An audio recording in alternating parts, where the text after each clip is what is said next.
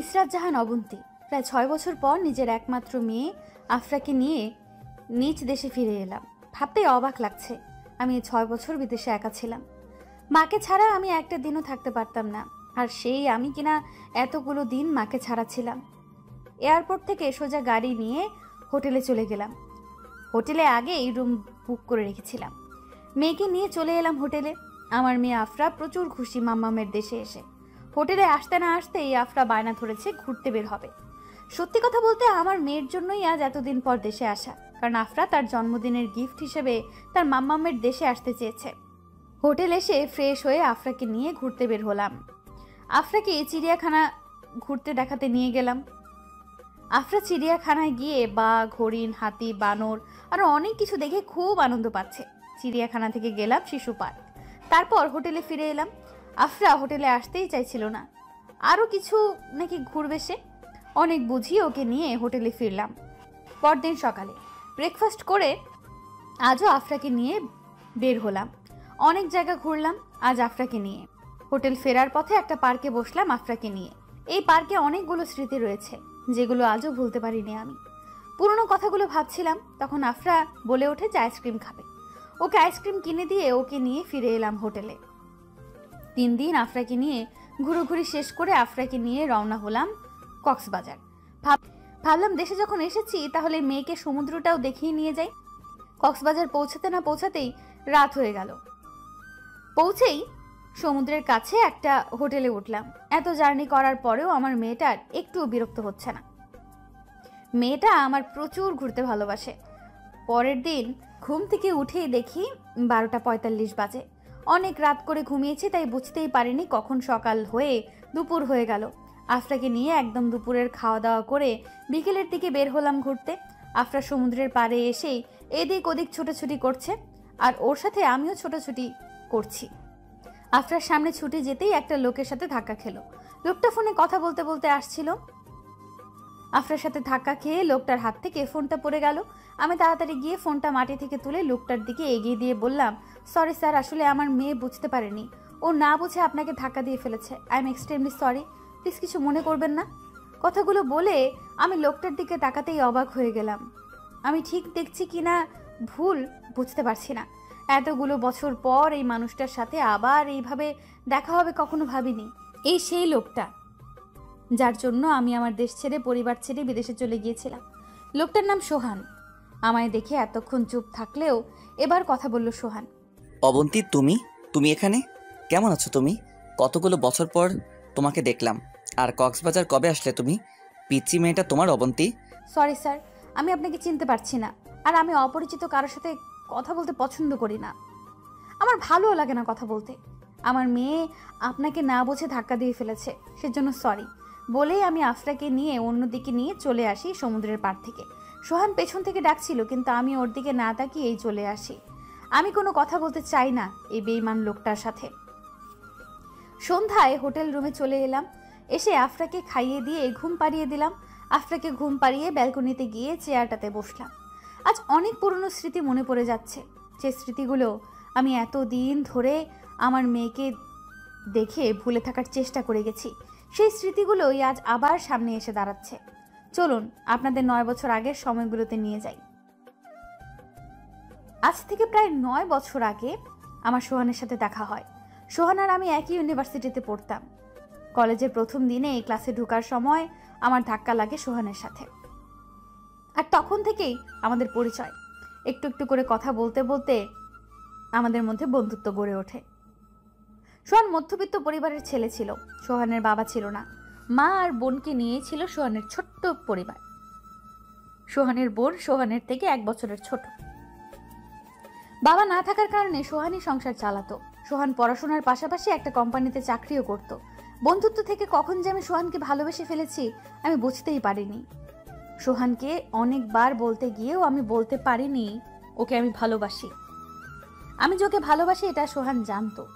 আমাদের বন্ধুরাই ওকে বলেছিল যে আমি ওকে ভালোবাসি, কিন্তু বলতে পারছি না। কয়েকদিন পর আমাদের ডিপার্টমেন্ট থেকে ঠিক করা হয় যে পিকনিকে যাবে। সবাই মিলে ঠিক করা হয় যে আমরা কক্সবাজার যাব 3 দিনের জন্য।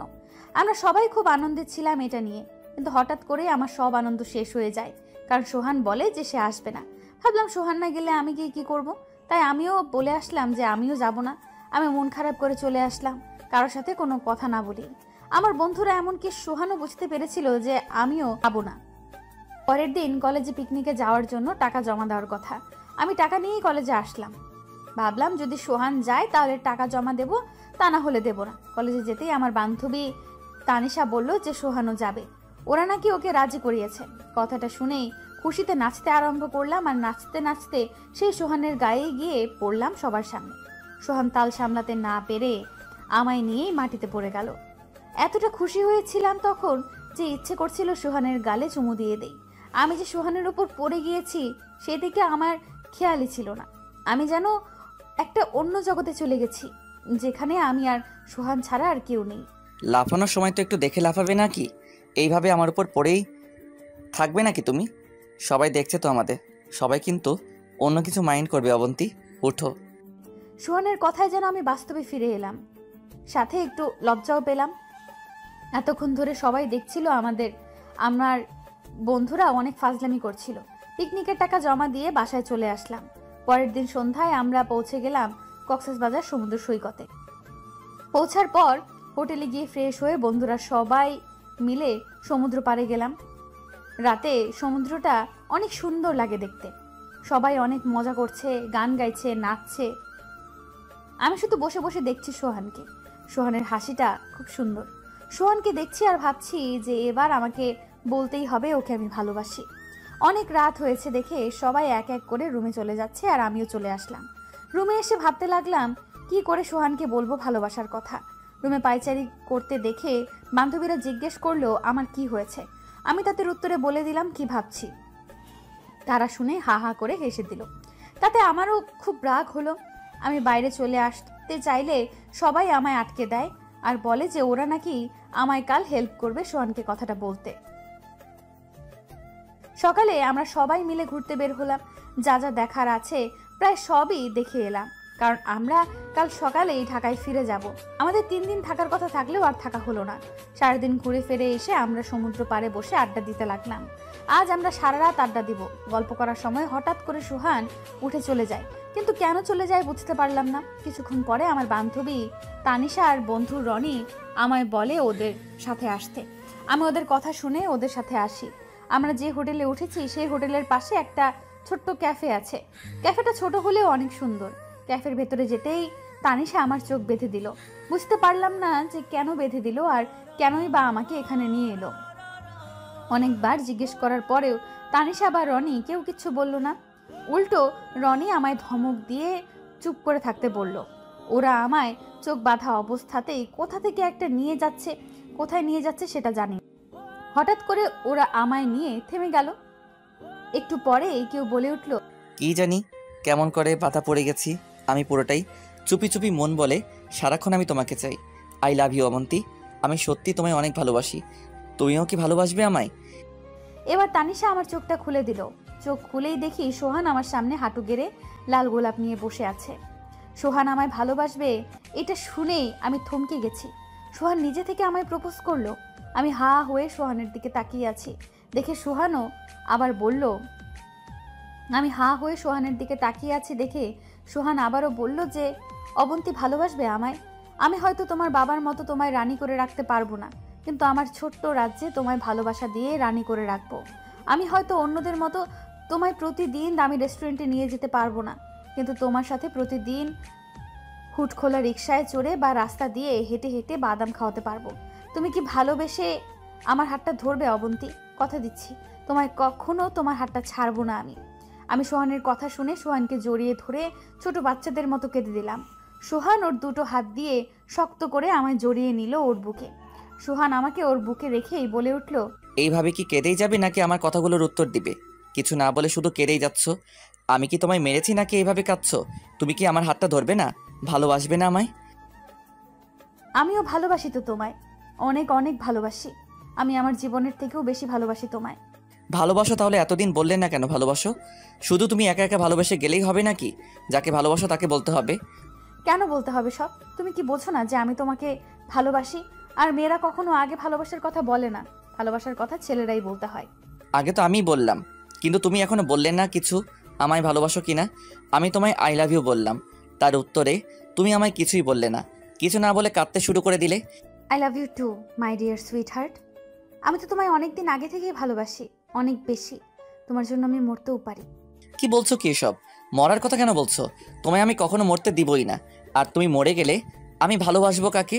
তোমায় আমি অনেক ভালোবাসবো, কখনো তোমায় কষ্ট দিব না। আমি সবসময় চাইবো তোমার আগে যেন আমি মরে যাই। সারা রাত আমি আর সোহান গল্প করতে করতেই কাটিয়ে দিলাম।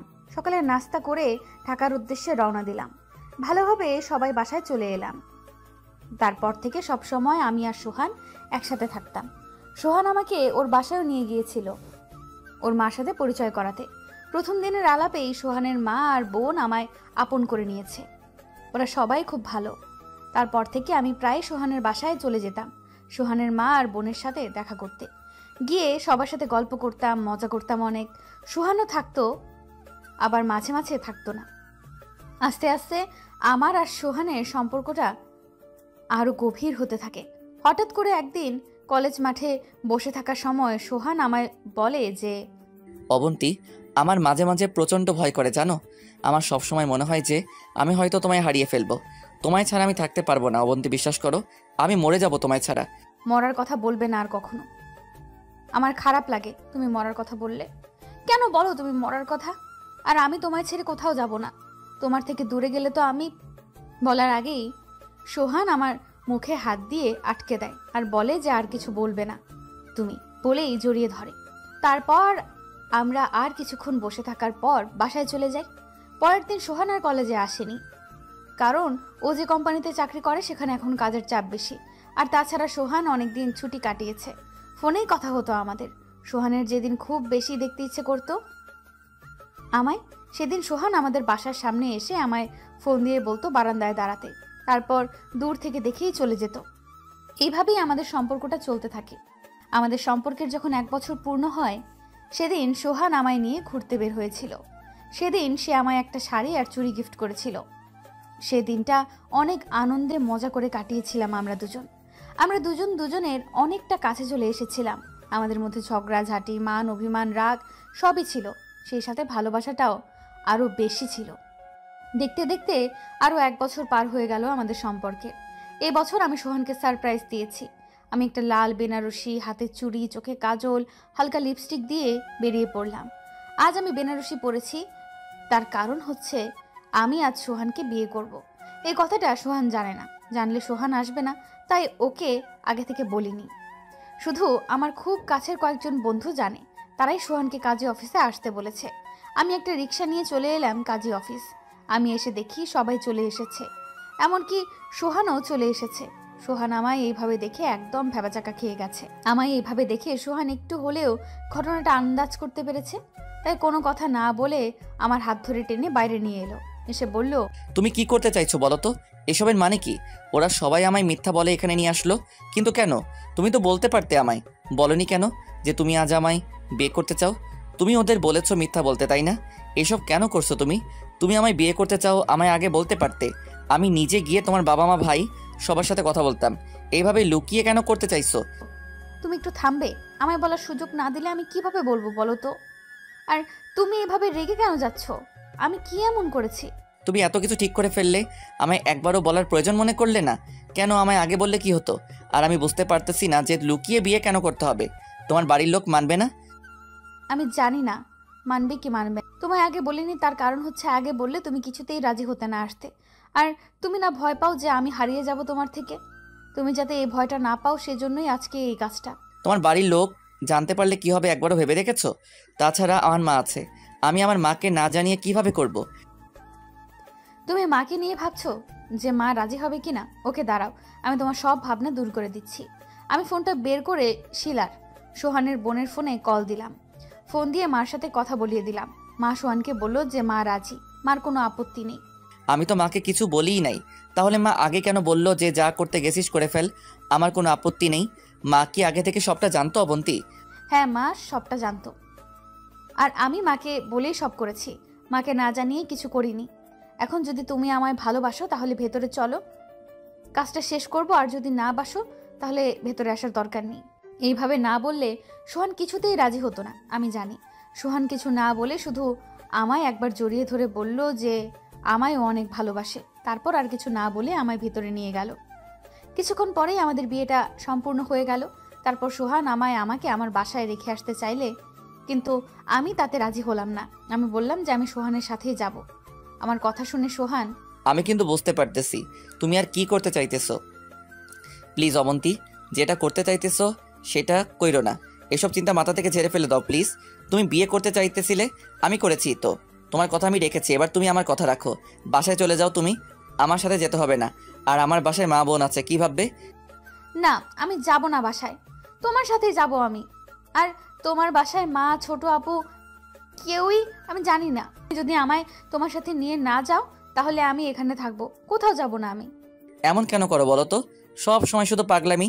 তুমি প্রচুর আনন্দ পাও আমার সাথে এমন করে, তাই না? সব সময় শুধু মাথায় উল্টাপাল্টা চিন্তা নিয়ে ঘোরাঘুরি করে। হ্যাঁ তাই, আমি শুধু তোমার হতে চাই, একদম পুরোপুরিভাবে তোমার হতে চাই, শুধু তোমার। তুমি তোমার করে নাও না প্লিজ সোহান। আমার বাসায় তো যাবে তুমি, চলো আগে বাসায় চলো। অনেকক্ষণ থেকে কিছু খাওয়া হয় না তোমার, খিদে পেয়েছে তোমার। বাসায় গিয়ে সব কথা হবে, চলো। তুমি এত জেদি কেন বলো তো? কী সব জিনিস নিয়ে জেদ ধরো? কিছু বললাম না সোহানের কথা শুনে। সোহান একটা রিক্সার ডাক দেয় আর আমরা দুজন রিক্সা করে আমার শ্বশুর বাড়ি মানে সোহানের বাড়ি পৌঁছে যাই। সোহান বাসায় গিয়েই আগে রান্নাঘরে চলে যায়। সোহান খুব ভালো রান্না করতে পারে, কিন্তু আমি পারি না। আমাকে কখনো মা রান্নাঘরে যেতেই দেয়নি। রান্নাঘরে গিয়ে দেখি সোহান নুডলস রান্না করছে। সোহানকে পেছন থেকে জড়িয়ে ধরে বললাম, নুডলস কেন রান্না করছো? তুমি তো নুডলস পছন্দ করো না বেশি একটা, তাহলে অন্য কিছু করতে, ভাত রান্না করতে, তা না হলে খিচুড়ি রান্না করতে। নুডলস খেতে তুমি অনেক পছন্দ করো, তাই রান্না করছি। আমি না খেলে কি হবে, তুমি খাবে। আর তোমার পছন্দের খিচুড়িও রান্না করব। আগে নুডলসটা খাও, তারপর আস্তে ধীরে সব রান্না করব। আমি যখন বিয়ের পর তোমার কাছে চলে আসব সারা জীবনের জন্য, তখনও কি তুমি এইভাবে রান্না করবে? আমি তো কিছুই রান্না করতে পারি না, আমাকে কেউ রান্না শেখাতেই দেয়নি। বিয়ের পরই তো রান্না করে খাওয়াচ্ছি। তুমি তো আমার বাসায় চলে এসছো, রান্না কেন শিখবে তুমি? তুমি কিভাবে অন্যজনকে চাপে ফেলা যায়, জেদ ধরা যায়, সেগুলো শিখবে। কি বললে তুমি? আমি তোমায় চাপে ফেলি? তুমি কি বলতে চাইছো? আমি তোমায় বিয়ে করে চাপে ফেলে দিছি, জোর করিয়েছি আমি তোমায়? রাগ করছো কেন? আমি তো তোমায় রাগানোর জন্য বললাম। আর সত্যি কথা কি জানো, আমি কখনো ভাবিনি যে তুমি এইভাবে আমায় বিয়ে করে নেবে। রনিরা যখন আমায় বলল কাজী অফিসে আসতে হবে, তখন আমি ভাবিনি তুমি এইসব কিছু করতে পারো। আমি তোমায় সারপ্রাইজ দিব বলে তোমায় কিছু বলিনি। আর তুমি কি ভুলে গেছো যে আজ আমাদের সম্পর্কের 2 বছর হলো? সেজন্যই তো আমি তোমায় সারপ্রাইজটা দিলাম। ও নো, সত্যি আমি ভুলে গিয়েছিলাম কথাটা। আমার মাথা থেকে বেরিয়ে গেছিল এইটা। মনে না থাকারই তো কথা। সকাল থেকে যে ভাবে তুমি আমায় সারপ্রাইজ দিচ্ছ বাবা, একটার পর একটা দিয়েই যাচ্ছ। কি করে আর মনে থাকবে বলো? হয়েছে, এখন আর নিজের দোষটা ঢাকতে হবে না। এখন ছাড়ো আর নুডলসটা রান্না করো। আমার সত্যি খুব খিদে পেয়েছে, না খাইয়ে রাখবে আজ মনে হচ্ছে। হ্যাঁ তাই করব। খেতে দিব না আজ, পারলে নিজে রান্না করে খাও। বিয়ে করছে কোথায় স্বামীকে রান্না করে খাওয়াবে, তা না করে উল্টো স্বামীকেই হুকুম করছে। আমি রান্না করতে পারি না। ওকে, আমি খাবার না খেয়েই থাকবো। আজ খাবার না খেলেও চলবে আমার, কারণ আমি তো আজ আদর খাবো। হোয়াট? তুমি আমায় মেরে ফেলতে চাইছো নাকি? কি যাতা বলে যাচ্ছ তখন থেকে? কিসের আদর খাবে তুমি? হোয়াট? তুমি আমায় মেরে ফেলতে চাইছো? কি যাতা বলে যাচ্ছ তখন থেকে? কিসের আদর খাবে তুমি? দেখো তোমার সব কথা আমি শুনি আর রাখিও। তুমি আমার একটা কথা রাখো প্লিজ। আমি তোমার কোনো কথা শুনবো না। আমরা তো বিয়ে করে নিয়েছি, তাই না? তাহলে কেন এত ভয় পাচ্ছ তুমি? আচ্ছা, তুমি কি চাও না আমায় তোমার করে নিতে? দূরে সরিয়ে দিতে চাও তুমি আমায়? না, দূরে সরিয়ে দিতে চাই না আমি। তুমি ঝোঁকের বসে যা যা করছো সেগুলো কি ঠিক হচ্ছে? পরে তুমি নিজেই আমার আফসোস করবে না তো? পরে যদি তোমার বাবা আমাদের বিয়েটা মেনে না নেয় তখন কি করবে? কি হবে তখন একবারও ভেবেছো তুমি? মানবে না কেন? বাবা আমায় প্রচুর ভালোবাসে, আর আমি বাবা মার একমাত্র মেয়ে। তা তো চাইবে না যে তাদের মেয়ে কষ্ট পাক। তাছাড়া তোমায় না মানার তো কোনো কারণ দেখছি না আমি। কারণ আছে অবন্তী, অনেক কারণ আছে, কিন্তু সেগুলো তুমি দেখতে চাইছো না। তুমি যতই বলো তোমার বাবা আমায় মেনে নেবে, কিন্তু আমি জানি তারা আমায় মানবে না। অনেক কথা হয়েছে, এবার প্লিজ খেতে দাও। আমার এখন সত্যি সত্যি খুব খিদা পেয়েছে। সেই সকালে বাসা থেকে খেয়ে বের হয়েছি, আর এখন দুপুর হয়ে বিকাল হয়ে প্রায় সন্ধ্যা হয়ে গেল। সোহান মুচকি একটা হাসি দিয়ে বলল যে রুমে গিয়ে বসো, আমি নিয়ে আসছি। আমি ওই লক্ষ্মী মেয়ের মতো ওর রুমে চলে আসলাম। আমি সোহানের বলা কথাগুলো ভাবছি, ও কি বলতে চাইছে সেটা খুব ভালো করে বুঝতে পেরেছি। আমার বাবা নিজের ব্যবসা আছে, ঢাকার সফল ব্যবসায়ীদের মধ্যে একজন, আর সোহান মধ্যবিত্ত পরিবারের ছেলে। এটাই সোহান আমায় বোঝাতে চাইছিল এতক্ষণ। এইটা নিয়ে সোহান সবসময় চিন্তা করে যায়। আমি আগে থেকেই জানতাম সোহান আমাদের মতো না, তবু ওকে ভালোবেসেছি আমি। ভালোবাসা তো আর ধনী গরিব দেখে হয় না। আনমনে এই কথাগুলো ভাবতে ভাবতেই সোহান হাজির নুডলস নিয়ে। প্লেটটা আমি নিতে চাইলাম, কিন্তু সোহান আমায় ধরতে দিল না। সোহান নিজেই আমায় খাইয়ে দিল, কিন্তু সোহান নিজে খেলো না, কারণ সোহান নুডলস পছন্দ করে না। তাই আমি আর ওকে জোরও করলাম না। তারপর সোহান আমায় ফ্রেশ হয়ে নিতে বলল। আমি আসার সময় আমার ব্যাগে একটা জামা নিয়ে আসছিলাম, ফ্রেশ হয়ে সেটাই পরে নিলাম। আমি ওয়াশরুম থেকে বের হতেই সোহান বলল, তুমি তো আজ সত্যি আর বাসায় যাবা না, তোমার কথাটাই রাখতে হলো। তুমি তো আর আমার কথা রাখবে না। তুমি দরজাটা লাগিয়ে দাও, আমি একটু বাইরে যাব। আমি ছাড়া কেউ দরজা নক করলে খুলবে না, আর আমি বাইরে থেকে লক করে যাব, তাই হয়তো কেউ নক করবেও না, আর যদিও করে খুলবে না। আমি এখনই চলে আসবো। বলেই সোহান আমার কপালে একটা চুমু দিয়ে চলে গেল। আমি দরজা লক করে দিয়ে টিভিটা একটু অন করে দেখতে বসলাম। টিভি দেখতেই হঠাৎ মনে হলো রাতের রান্না তো সোহান করেনি, তাই আমি চলে গেলাম রান্নাঘরে। গিয়ে ভাবতে লাগলাম কি রান্না করা যায়। সোহান খিচুড়ি খেতে খুব পছন্দ করে, তাই ঠিক করলাম খিচুড়ি রান্না করব।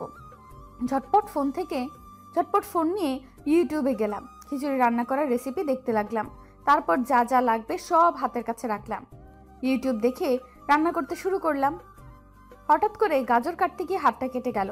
যেখানে কেটে গেছে সেখানে খুব জ্বালা করছিল, তবুও নিজের ভালোবাসার মানুষটার জন্য হাত কেটে হাত পুড়িয়ে রান্নাটা করেই ফেললাম।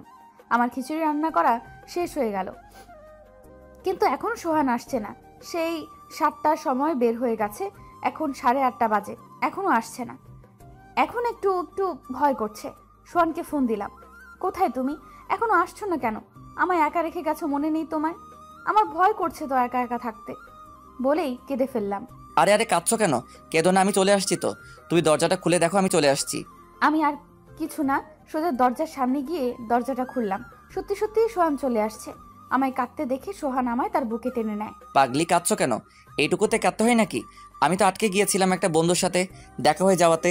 আমি তো আর ওকে বলতে পারবো না যে আমি আমার বউকে বাসায় একা রেখে গেছি, কারণ ওরা তো আর জানে যে আজ আমি বিয়ে করেছি আর বউ আমার বাসায়। আর কখনো আমায় একা রেখে যাবে না, বলে দিলাম।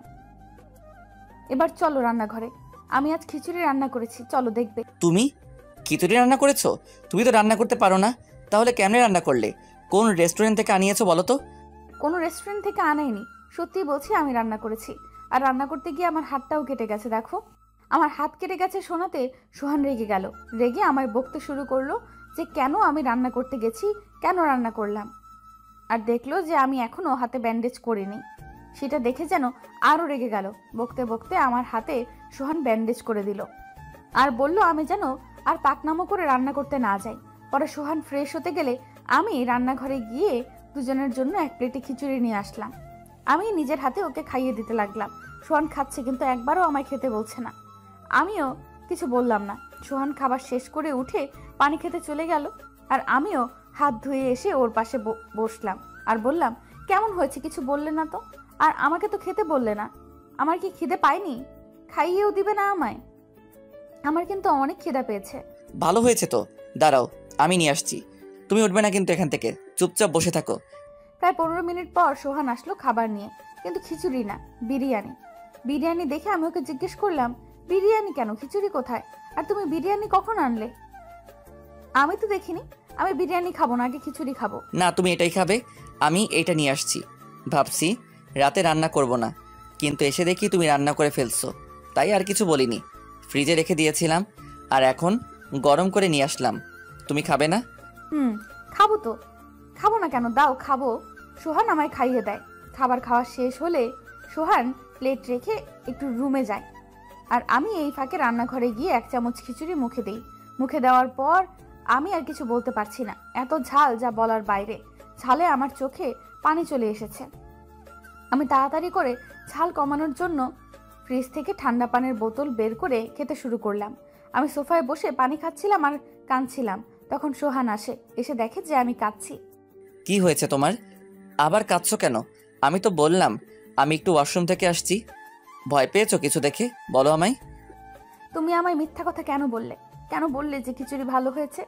একটুও ভালো হয়নি। এত ঝাল তুমি খেলে কিভাবে? আমায় বললে না কেন যে ঝাল হয়েছে? তাহলে তোমায় এত ঝাল খেতে হতো না। কেন খাবো না? আমার ভালোবাসার মানুষটা আমার জন্য এত কষ্ট করে রান্না করলো, আর আমি খাবো না? আমি তোমার জন্য সব করতে পারি। তুমি যদি আমায় বিষ দিয়েও খেতে বলো তাহলে আমি তাই খেয়ে নেব। আমি তো এক চামচ খেয়েই ঝালে কথা বলতে পারছি না, তুমি কিভাবে খেলে? আমি আর কিছুই বলতে পারলাম না। তার আগে সোহান আমার ঠোঁট দুটো ওর দখলে নিয়ে নিল। কিছুক্ষণ পর ছেড়ে দিল। আমি জড়িয়ে ধরলাম সোহানকে। এইভাবে কিছুক্ষণ থাকার পর সোহান ঘুমাতে যেতে বলল যে সে বিছানা ঠিক করে আসছে। বিছানা ঠিক করে আমায় ডাকলো সোহান। আমি বললাম যে একটু পর আসছি। আমি এখন সকালের সেই বেনারসিটা পরবো, সোহানের বউ সাজবো আমি এখন। সকালে যখন পড়েছিলাম তখন তো সোহানের বউ ছিলাম না। সাজ শেষ হয়ে চলে গেলাম সোহানের রুমে। সোহান আমায় এই সাজে দেখে বাইরে চলে যেতে লাগলো, কিন্তু আমি ওর হাতটা ধরে ফেললাম। দেখো অবন্তী, তোমায় আমি আগেও বলেছি আর এখন আবার বলছি, তুমি যেটা করছো ঠিক করছো না কিন্তু। আর কিছু বলার সুযোগ পেল না সোহান, কারণ কিছু বলার আগে ওর ঠোঁট দুটোতে আমি চুমু বসিয়ে দিয়েছি। তারপর আস্তে আস্তে সোহানও আমায় একদম কাছে চলে এলো। তারপর দুজনের মধ্যে হারিয়ে গেলাম। কি হয়েছে বুঝে নিয়েন সবাই।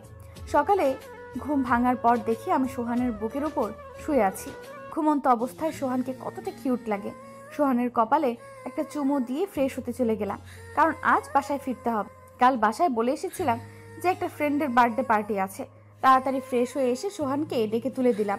ঘুম থেকে উঠেই আবার দুষ্টুমি শুরু করে দিয়েছে বদমাসটাকে জোর করেই ফ্রেশ হতে পাঠালাম। এমনিতেই অনেকটা দেরি হয়ে গেছে ঘুম থেকে উঠতে।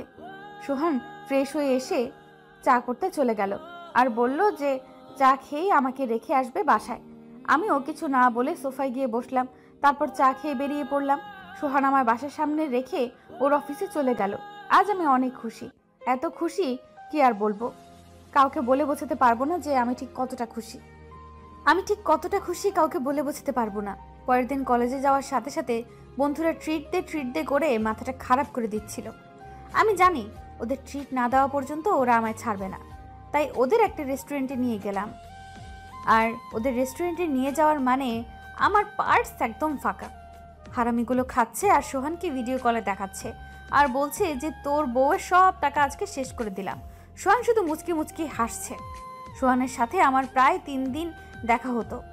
মাঝে মাঝে আমরা ঘুরতেও যেতাম। এইভাবেই ভালোই কাটছিল আমাদের দিনগুলো। আমাদের ফাইনাল পরীক্ষা শেষ হলো আজ। আমি বাসায় গিয়ে দেখি বাসায় অনেক লোক। বাবার এক বন্ধু আসছে, তার সাথে তার স্ত্রী আর ছেলে মেয়ে। আমি 2-1 বার দেখেছিলাম বাবার বন্ধুকে, তাই চিনতে পারলাম। আমি একটু কথা বলে ভেতরে চলে গেলাম। আমি ফ্রেশ হয়ে ড্রেস পাল্টে ছাদে যাব, সে সময় আমার ভাইয়া এসে বাইরের রুমে আসতে বলে। আমি জিজ্ঞেস করলাম কেন যাব, কিন্তু ভাইয়া কিছু না বলে চলে গেল। আমরা এক বোন এক ভাই। ভাইয়া আমার বড়। ভাইয়া বাবার সাথেই ব্যবসা সামলায় পড়াশোনা শেষ করে। আমি আর কিছু না ভেবে চলে গেলাম। বাবার পাশে সোফায় বসলাম। বাবার বন্ধুর স্ত্রী আমায় এটা ওটা অনেক কিছু জিজ্ঞেস করছে। আমিও ভালোভাবেই কথা বলছি। তারপর ওরা আমায় চলে আসতে বলল। চলে এলাম। আমি এসে সোহানের সাথে একটু কথা বলে ঘুমিয়ে পড়লাম। শরীরটা ভালো লাগছে না, তাই রাতে সবাই একসাথে খেতে বসেছি। খাবার সময় বাবা বলল আজ তার যে বন্ধু এসেছিল তার ছেলের সাথে নাকি আমার বিয়ে ঠিক করে ফেলেছে। কথাটা শুনেই প্রচুর রাগ হলো আমার। রেগে বাবাকে বললাম, বিয়ে ঠিক করেছো মানেটা কি? তোমরা আমার বিয়ে ঠিক করে ফেললে আর আমায় একবারও বললে না, একবারও জানতে চাইলে না যে আমি এই বিয়েতে মত আছে কি নেই, আমি এই ছেলেকে বিয়ে করতে চাই নাকি না। আমার মতামতের কি কোনো দাম নেই তোমাদের কাছে? আমি এইভাবে কথা বলাতে বাবা আর ভাইয়া অনেক রেগে গেল, কিন্তু ভাইয়া তার কথাটা প্রকাশ করলো না। ভাইয়াকে দেখে মনে হলো ভাইয়া আগে থেকে জানতো এমন কিছুই হবে। ভাইয়া কিছু না বললেও বাবার আগে বলে উঠল, এইভাবে কথা বলতে শিখলে কবে থেকে? তুমি তোমার বাবার সাথে কথা বলছো, এটা কি তুমি ভুলে গিয়েছো? তোমার কাছে শোনার কি আছে? আমরা তো তোমার খারাপ হোক চাইবো না। ছেলেটা অনেক ভালো, তোমায় ভালো রাখবে। আর তাছাড়া তোমাদের দুজনের বিয়েটা হলে আমাদের ব্যবসাও ভালো হবে। ও, এইবার বুঝতে পারলাম তোমরা কেন আমার বিয়ে ঠিক করেছো। তোমাদের ব্যবসার ভালোর জন্য তোমরা আমায় ব্যবহার করছো। এই বিয়েটা আমি করতে পারবো না, কিছুতেই না। কেন পারবে না? ছেলেটা ভালো, ধনী পরিবারের ছেলে, ভালো চাকরি করে মালয়েশিয়ায়। বিয়ের পর তোমায় নিয়ে তোমার চলে যাবে মালয়েশিয়ায়।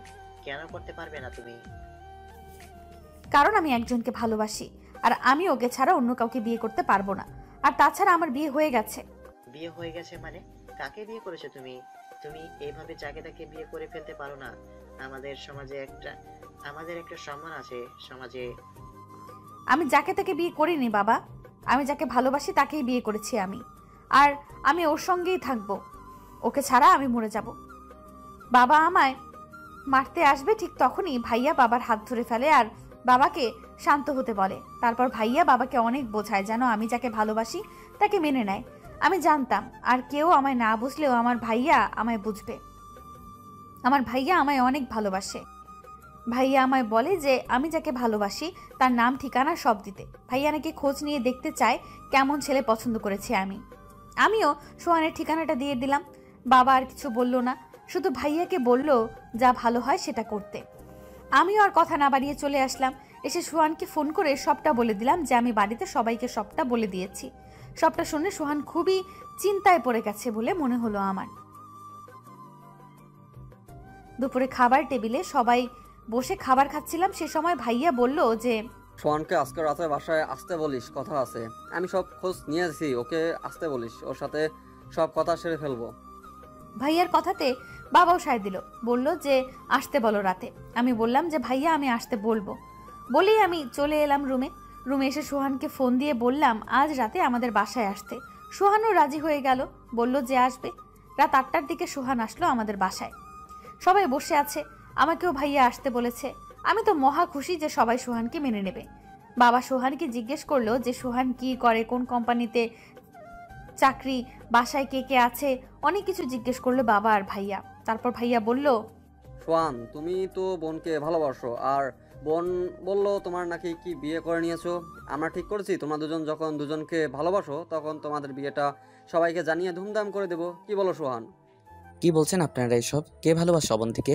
আমি অবন্তীকে ভালোবাসি না, আর ওকে আমি বিয়েও করিনি। আমি তোকে ভালোই বাসি না, তাহলে বিয়ে করতে যাব কেন? ভাইয়ার কথা শুনে অনেক খুশি হয়েছিলাম। অবশেষে সময়ে আমাদের সম্পর্কটা মেনে নিয়েছে ভেবে। কিন্তু ভাইয়ার কথার উত্তরে সোহানের কথা শুনে আমি পুরাই হতভম্ব হয়ে গেছি। সোহানের এই কথার জন্য আমি একদমই তৈরি ছিলাম না। আমি কখনো ভাবি নাই সোহান এই কথা বলবে। আমার মনে হচ্ছে আমার পায়ের নিচ থেকে মাটি সরে গেছে। মানে তুমি আমার বোনকে ভালোবাসো না? আমার বোন তো তোমায় ভালোবাসে, আর বোন তো বললো যে তোমরা বিয়ে করেছো। কিসের বিয়ে ভাইয়া? আমি ওকে কেন বিয়ে করতে যাব? আমি তো অন্য কাউকে ভালোবাসি, আর ওকেই বিয়ে করব। আমি অবন্তীকে কখনোই ভালোবাসিনি। অবন্তী আমার বন্ধু ছাড়া আর কিছুই না। কি বলতে চাইছো? কি বলতে চাইতেছো তুমি? তুমি কোন দিন আমার বোনকে ভালোবাসোনি? তুমি অন্য কাউকে ভালোবাসলে তাহলে আমার বোনকে কেন তোমার করে মিথ্যা কথা বলতে যাবে? তুমি ওকে ভালোবাসো? আমি সত্যি বলছি, আমি কোনোদিন আপনার বোনকে ভালোবাসিনি।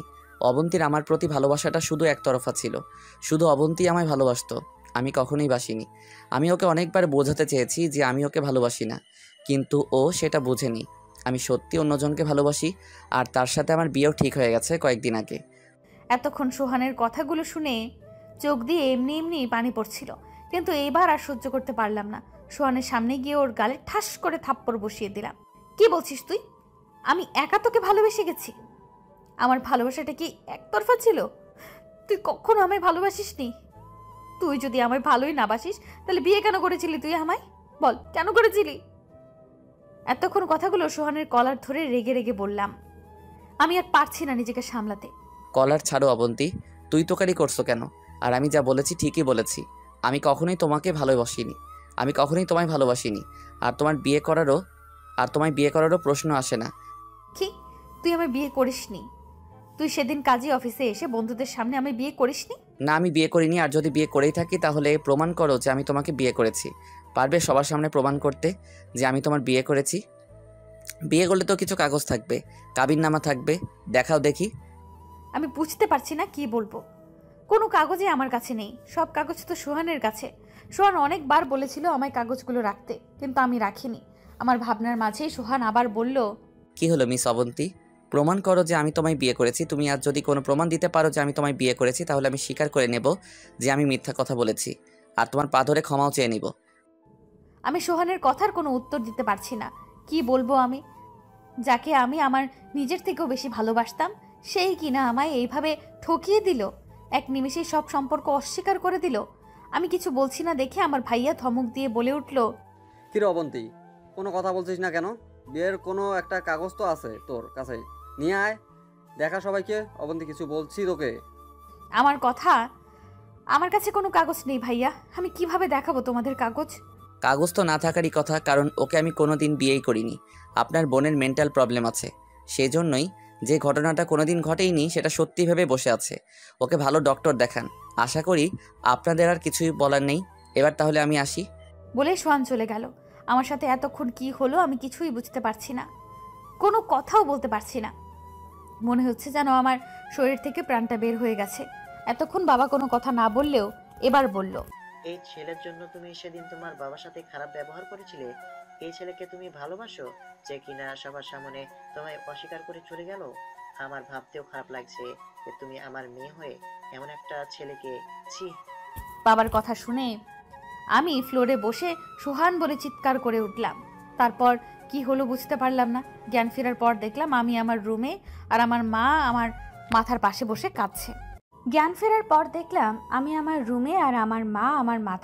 বসে কাঁদছে।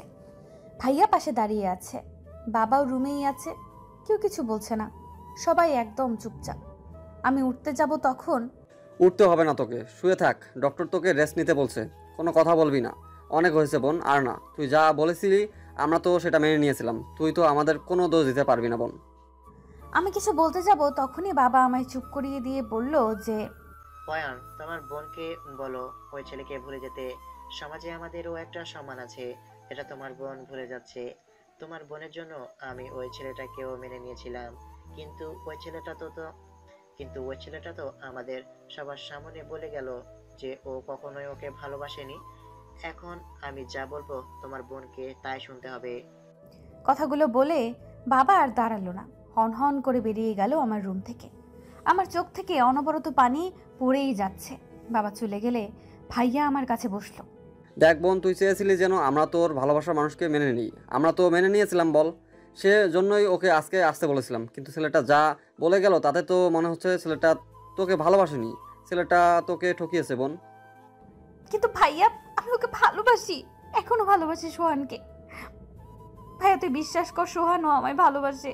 ভালোবাসে? তাহলে সবার সামনে তোকে এইভাবে ছোট করে কেন করলো? ভালোই যখন বাসে তাহলে কেন বললো না যে তোকে ভালোবাসে? কেন বললো যে তোকে কখনো ভালোবাসেনি? কেন বল? দেখ বোন, এখন বাবা যেটা বলবে সেটাই হবে, মেনে নে প্লিজ। আমি আর বাবা তো তোর কোনো খারাপ চাইবো না। ভাইয়া চলে গেল। আমি কি করব, কি ভাববো কিচ্ছু বুঝছি না। সোহান কেন আমার সাথে এমন করলো আমি সত্যিই বুঝতে পারছি না। বাসায় আসার আগে পর্যন্ত তো ভালোই ছিল, তাহলে হঠাৎ করে কি হলো ওর? কেন বলল যে আমায় ও ভালোবাসে না, বিয়ে করেনি আমায়? কেন বলল? কেন? যাকে এতটা ভালোবাসলাম সেই আজ আমায় বলে গেল আমার নাকি মেন্টাল প্রবলেম আছে। কেন এমন করলো সোহান আমার সাথে? এগুলো ভেবে ভেবে কাঁদতে কাঁদতে কখন যেন ঘুমিয়ে পড়লাম। সকালে উঠে সোহানকে ফোন করলাম, কিন্তু আমার ফোনটা ধরলো না। সারাদিন ফোন করেই গেলাম, কিন্তু তবুও ধরলো না। শিলার কাছে কল করলাম, কিন্তু বন্ধ বলল। রাতে আবার কল করলাম সোহানকে, কিন্তু বন্ধ। সোহান আর আমার সাথে কথা বলেনি। অনেকভাবে সোহানের সাথে একটু কথা বলার চেষ্টা করেছি, কিন্তু পারছি না। আমার বান্ধবী তানিশাকে বললাম সবটা। তানিশাও চেষ্টা করছে, কিন্তু কোনোভাবেই সোহানকে পাচ্ছে না। 5 দিন কেটে গেল, কিন্তু সোহানের সাথে কথা বলতে পারছি না। আমার সোহানের সাথে কথা বলতেই হবে, যে করেই হোক। কয়েকদিন থেকে ঠিকমতো খাচ্ছি না, রুমের বাইরে বের হই না। আজ সকালেও খাইনি, দুপুরে মা খাবার দিয়ে গেছে। মা খাইয়ে দিতে চেয়েছিল, আমি না করাতে দেয়নি। শরীরটা কেমন জানি খারাপ লাগছে কয়েকদিন থেকে। ভাবলাম ঠিকমতো খাবার না খাওয়ার জন্য হয়তো এমন লাগছে।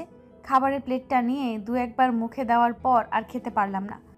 বমি চলে আসাতে দৌড়ে ওয়াশরুমে চলে গেলাম। 2-3 দিন থেকেই এমন লাগছে। হঠাৎই কেমন একটা সন্দেহ হলো, তাই সাথে সাথেই তানিশাকে বললাম আমার বাসায় আসতে, আর আসার সময় প্রেগন্যান্সি টেস্ট করার জন্য প্রেগা নিউজ নিয়ে আসতে। আমার কথা শুনে অনেকটা অবাক হয়ে গেছিল তানিশা।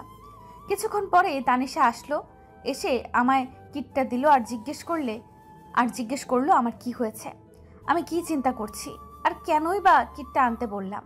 তারপর আমি ওকে সবটা বললাম। ও সব শুনে একটু রেগে গেল সোহানের উপর, আর বলল সোহানের সাথে ও আমায় দেখা করাবেই 2-1 দিনের মধ্যে, যে করেই হোক। পরের দিন সকালে আমি টেস্টটা করেই ফেললাম। টেস্ট করে বুঝতে পারলাম যেটা ভেবেছিলাম সেটাই ঠিক, আমি সোহানের বাচ্চার মা হতে চলেছি। মনটা অদ্ভুতভাবে ভালো হয়ে গেল। তানিশাকে আমি ফোন করতে যাব তার আগেই তানিশা আমায় ফোন করে বলল যে সোহানের অফিসের ঠিকানা পেয়ে গেছে আর আজ সোহান অফিসে এসেছে, তাই আমায় যেতে বলল। আমায় নিয়ে সোহানের অফিসে যাবে। আমি তাড়াতাড়ি করে রেডি হয়ে বের হয়ে আসলাম। আজ ভাইয়া বাবা কেউ বাসায় নেই, তাই খুব খুশি, একটুও সমস্যা হয়নি বের হতে। আমি গাড়ি নিয়ে বের হলাম। তানিশা যেখানে দাঁড়িয়েছে সেখানে ড্রাইভারকে যেতে বললাম। যেতে যেতে ভাবলাম আজ খবরটা শোনার পর সোহান আর আমায় ফেরাতে পারবে না। তানিশাকে নিয়ে চলে এলাম সোহানের অফিসে। তানিশা একটা লোককে সোহানকে ডেকে দিতে বলল। আমি আর তানিশা অপেক্ষা করছি, তখন তানিশা আমায় জিজ্ঞেস করলো যে আমি টেস্ট করেছি কিনা। আমি ওকে বলে দিলাম সব।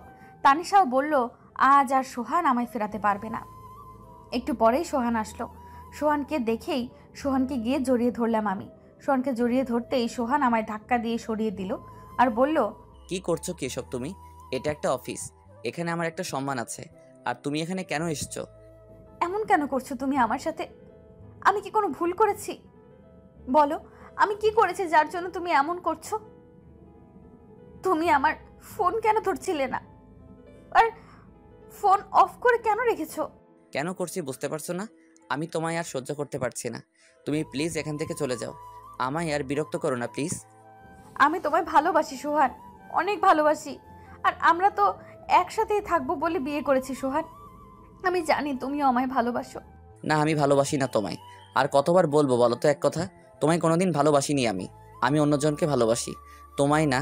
আর আমি তোমায় কখনো বিয়ে করিনি। আর যদি করেও থাকি সেটা তোমার চাপে পড়ে। আমি তোমায় সত্যি ভালোবাসি না। প্লিজ আমায় একটু শান্তিতে থাকতে দাও। আমি সোহানের যাব, তখনই সোহান আবার আমায় ধাক্কা দিয়ে সরিয়ে দেয়। সোহান ধাক্কা দেওয়াতে আমি তাল সামলাতে না পেরে পড়ে গেলাম। তানিশা আমায় তাড়াহুড়ো করে তুলে নিল আর সোহানকে বলল, তুই কি রে সোহান, এত তাড়াতাড়ি করে কিভাবে পারিস বদলে যেতে? গিরগিটি রং বদলায় জানতাম, কিন্তু মানুষ যে এইভাবে রং বদলায় সেটা তোকে না দেখলে জানতেই পারতাম না রে। আর তুই যে ওকে ওইভাবে ধাক্কা দিয়ে ফেলে দিলি, তুই জানিস তাতে ওর কতটা ক্ষতি হতে পারতো? তুই জানিস অবন্তী এখন তোর বা...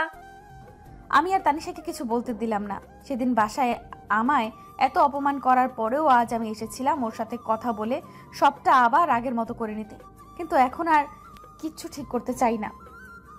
চলে আসার আগে সোহানকে বললাম, আমি শুধু তোমার কাছে ব্যবহারের বস্তু ছিলাম। তুমি সত্যি কখনোই আমায় ভালোবাসোনি। ভালোবাসলে এইভাবে এত অপমান করতে পারতে না। তোমায় আমি এত ভালোবাসলাম, আর তার বিনিময়ে তুমি আমায় কি দিলে? শুধু অপমান, আর সাথে আমায় মানসিক রোগী সাজিয়ে দিলে আমার বাবা মার কাছে। তুমি ঠিকই বলেছিলে সেদিন যে আমার ভালোবাসাটা শুধু একতরফাই ছিল, কিন্তু সেটা আমি বুঝতে পারিনি। তুমি একটা বেঈমান।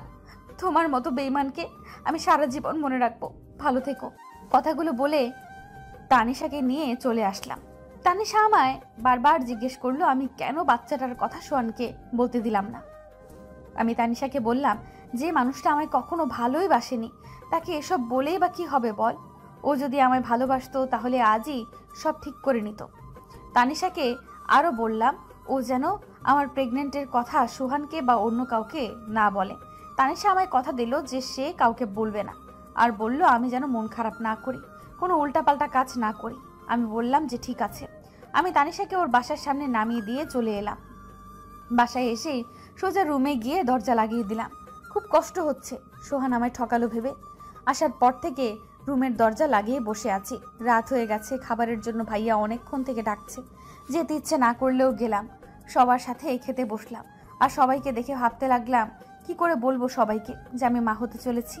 আর মুখে বলবো, কোন মুখে বলবো সবাইকে? এগুলো ভাবতেই চোখ দিয়ে পানি গড়িয়ে পড়লো খাবার প্লেটে। কাউকে বুঝতে না দিয়ে চোখটা মুছে নিলাম। খাবার শেষ করেই উঠতে যাব, তখন বাবা বলল যে, বসো অবন্তী, কিছু কথা আছে তোমার সাথে, আর কথাগুলো আজই বলতে হবে। আমি ঠিক করেছি আমার বন্ধুর ছেলের সাথে তোমার বিয়ে হবে, আর কালকে তোমাদের রেজিস্ট্রি হবে। আমি এখন যা বলবো তোমাকে তাই করতে। আমি কিছু না বলেই চলে আসলাম। আমি জানি এখন বাবাকে হাজার বললেও আমি আর আটকাতে পারবো না। আর আটকাবই বা কি করে? যার জন্য আটকাতাম সেই মানুষটাই তো। কিন্তু আমি অন্য কাউকে বিয়ে করতে পারবো না, আর আমি আমার বাচ্চাটাকেও হারাতে পারবো না। বাচ্চাটার তো কোনো দোষ নেই, তাহলে সে কেন কষ্ট পাবে? কিন্তু আমি অন্য কাউকে বিয়ে করতে পারবো না, আর আমি আমার বাচ্চাটাকেও হারাতে পারবো না। বাচ্চাটার তো কোনো দোষ নেই, তাহলে সে কেন কষ্ট পাবে? কিন্তু আমি এখন কি করব? কাকে বলবো আমি? বাবা মাকে বললে তারা আমার বাচ্চাকে মেরে ফেলবে, কিছুতেই বাঁচতে দেবে না ছোট প্রাণটাকে। একটা বেঈমানের জন্য আমি আমার বাচ্চাকে শাস্তি দিতে পারি না। কাল বিয়েটা এবার কি করে আটকাবো আমি? আমি আর কিছু ভাবতে পারছি না। নিজেকে খুব অসহায় মনে হচ্ছে। ব্যালকনিতে বসে বসে ভাবতে লাগলাম কি করব আমি। ভাবতে ভাবতেই রাত পেরিয়ে ভোরের আলো ফুটে উঠেছে। মসজিদে মুয়াজ্জিনরা আজান দিচ্ছে। অজু করে ফজরের নামাজ আদায় করে নিয়ে ব্যালকনিতে এসে দাঁড়ালাম। ব্যালকনিতে দাঁড়িয়ে তানিশাকে কল করলাম। ওপাশ থেকে তানিশার কথা শুনে মনে হলো অনেকটা ঘাবড়ে গেছে এত সকালে ফোন দেওয়াতে। আমি বললাম, ভয় পাস না, আমার কিছুই হয়নি। তুই আমাকে হেল্প করবি প্লিজ? তুই ছাড়া এখন আমি এইসব কাউকে বলতে পারবো না। তুইও আমায় এ সময় আমায় হেল্প না করে ছেড়ে যাস না সোহানের মতো। কি বলছিস তুই? আমি কেন তোকে হেল্প করব না? তুই আমার বন্ধু, সেই ছোটবেলা থেকে আমরা বন্ধু। তোর জন্য আমি আমার জীবনটাও দিয়ে দিতে পারবো। বল কি করতে হবে? তোর জন্য সব করতে পারি, বল। বাবা আজই আমার বিয়ে ঠিক করে দিয়েছে। তুই তো জানিস আমি প্রেগনেন্ট। আমি কাউকে বিয়ে করতে পারবো না, আর এই কথাটা বাসায় কাউকে বলতেও পারবো না। আমি আজই বাসা থেকে বেরিয়ে যাব। তুই আমায় কয়েকটা দিন তোর কাছে থাকতে দিবি প্লিজ? আঙ্কেল আজই বিয়ে কিভাবে ঠিক করলো? আর তুই আমার কাছে তোর যতদিন ইচ্ছে থাকতে পারিস, আমার কোনো প্রবলেম নেই। তুই চলে আয় আমার কাছে। না, আমি বেশি দিন থাকবো না তোর কাছে। আমি কয়েকদিন পরেই লন্ডন চলে যাব। তুই তো জানিস আমার পড়াশোনা করার জন্য লন্ডন যাওয়ার কথা। সেখানেই যাব, আর ওখানে গিয়েই আমি আমার বাচ্চাকে বড় করব। ওকে, তুই তোর যাবতীয় কাগজ নিয়ে রেডি হয়ে থাক। আমি আসছি গাড়ি নিয়ে, তোকে একা আসতে হবে না। আর এত সকালে তুই কোনো গাড়িও পাবি না, তাই তুই তোদের বাসা থেকে বের হয়ে একটু দূরে কোথাও দাঁড়া, আমি আসছি। আমি ফোনটা রেখে আমার সব প্রয়োজনীয় কাগজ আর কয়েকটি কাপড় নিয়ে টাকা নিয়ে বের হয়ে আসলাম। আর আসার আগে একটা চিঠি লিখলাম, বাবা আমায় ক্ষমা করে দিও। আমি পারলাম না তোমার সম্মানটা রাখতে। আমি তোমার বন্ধুর ছেলেকে বিয়ে করতে পারবো না, কারণ আমি প্রেগনেন্ট বাবা। আর এই কথাটা আমি তোমাদের বলতে পারিনি, তাকেও বলতে পারিনি রে ভাইয়া, তোকেও বলতে পারিনি রে ভাইয়া।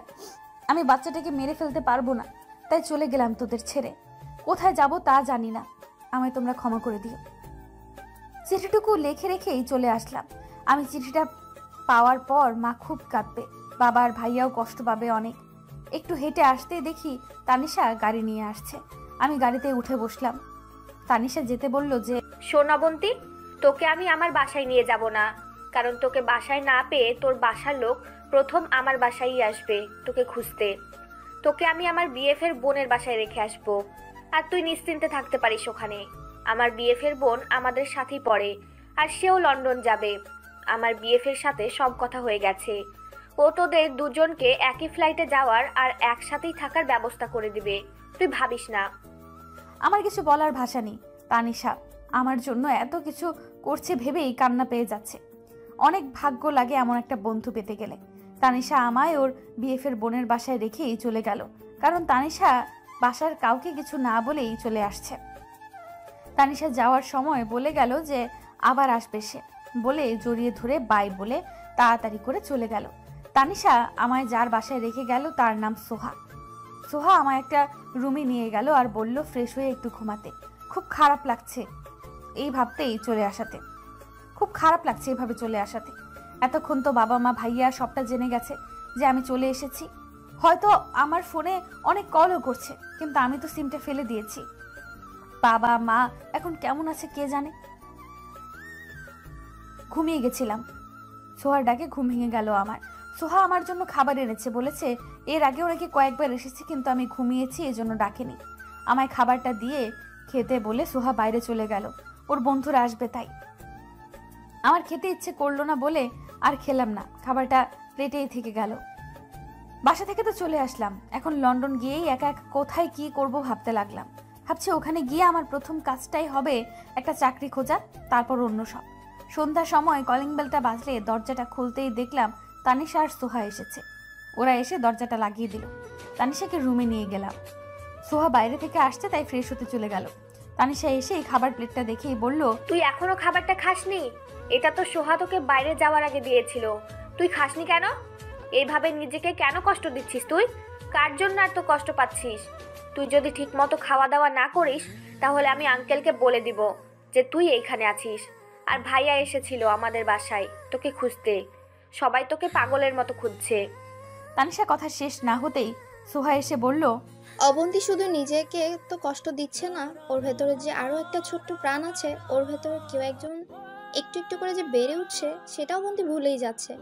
নিজের সাথে সাথে সে ওই ছোট প্রাণটাকেও কষ্ট দিচ্ছে। সোহার কথা শুনে আমি অবাক হয়ে তাকিয়ে রইলাম ওর দিকে। আমি ভেবেছিলাম সোহা কিছু জানে না, কিন্তু সোহা সবটা জানে। আমি ওকে বলেছি সবটা, ও কাউকে বলবে না, তুই ভাবিস না। আর ওকে তো বলতেই হতো অবন্তী, কারণ লন্ডন যাওয়ার পর আমি না যাওয়া পর্যন্ত সোহাই হবে তোর একমাত্র বন্ধু।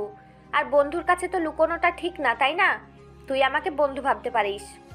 দেখ অবন্তী, আমি অতটাও খারাপ বন্ধু হব না তোমার, তুমি বিশ্বাস করতে পারো আমায়। আর আমি তোমার অবস্থাটা বুঝতে পারছি, কিন্তু এখন তোমায় অনেকটা শক্ত হতে হবে। যা হয়েছে সব ভুলে তোমায় সামনের দিকে এগোতে হবে। আর সব সময় মনে রাখবে তুমি এখন আর একা নও, তোমার সন্তানও আছে তোমার সাথে। এইভাবেই তানিশা আর সোহা আমার পাশে থেকে আমায় সাপোর্ট করতে থাকে। ওদের সাথে থাকতে থাকতে এই কয়দিনে আমি অনেকটা স্বাভাবিক হয়ে উঠেছি। প্রায় 1 মাস পর আমার আর সোহার লন্ডনে যাওয়ার ফ্লাইট ঠিক হয়।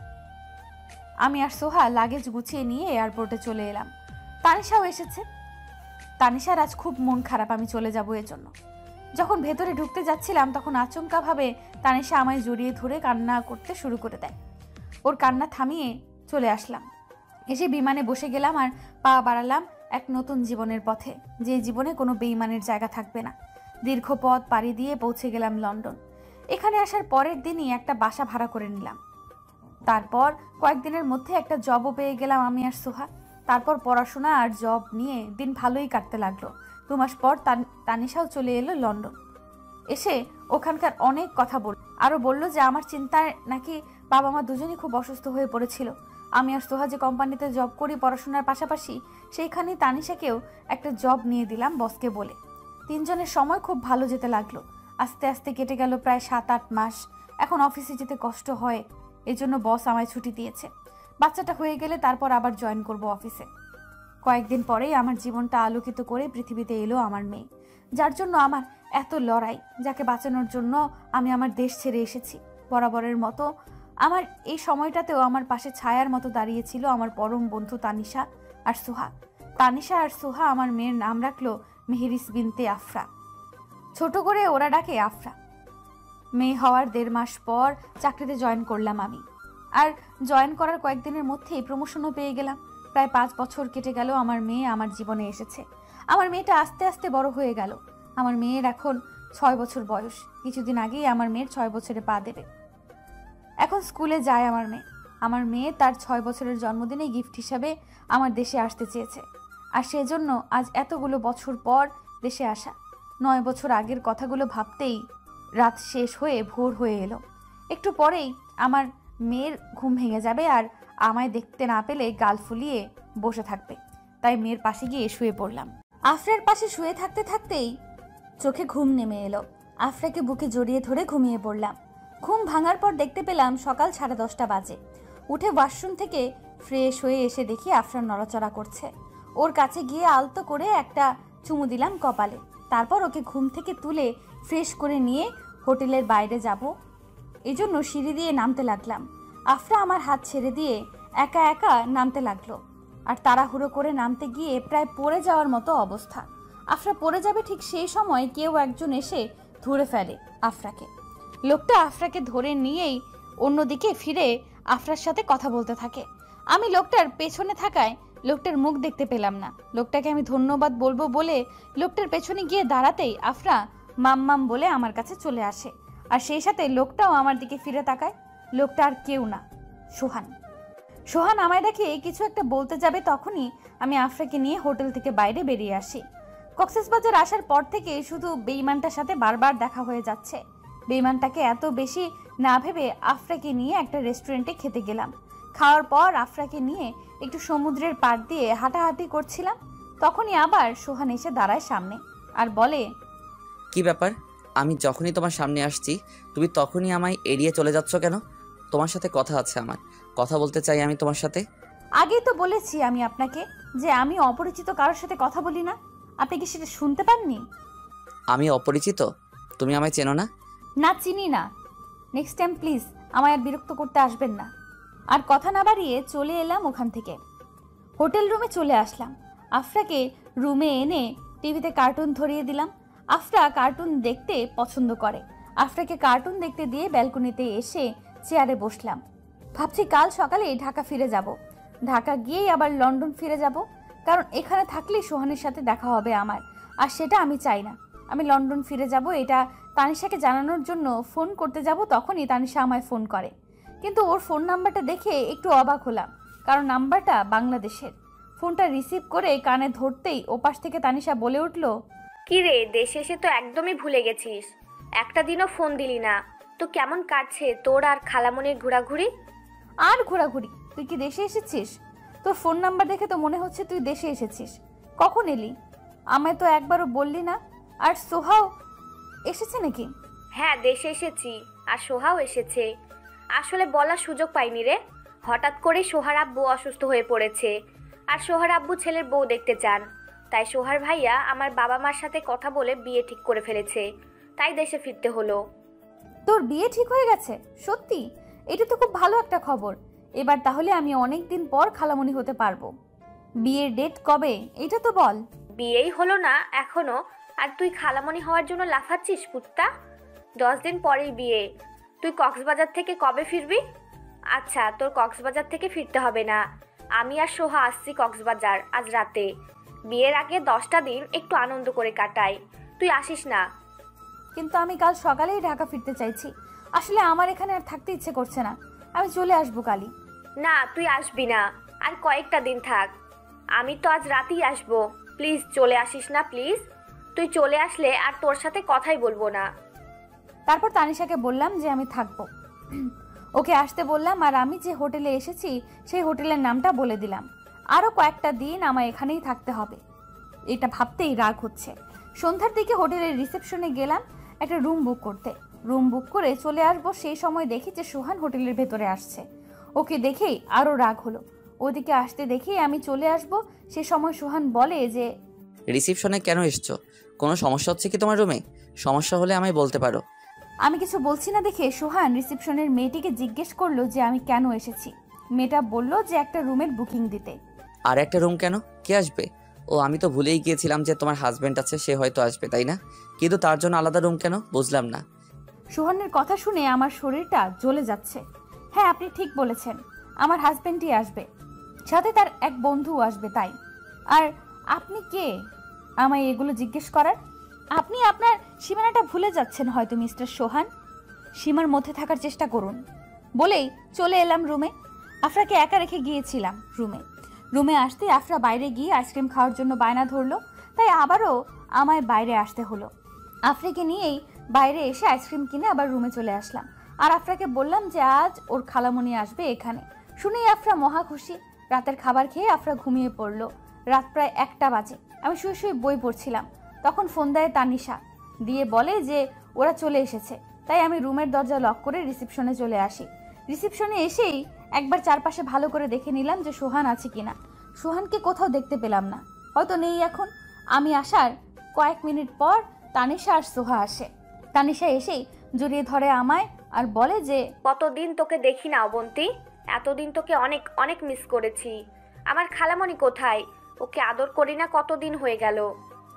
আফরা ঘুমিয়ে পড়েছে, সব পরে হবে, আগে রুমে চল, ফ্রেশ হয়ে কিছু খেয়ে নে।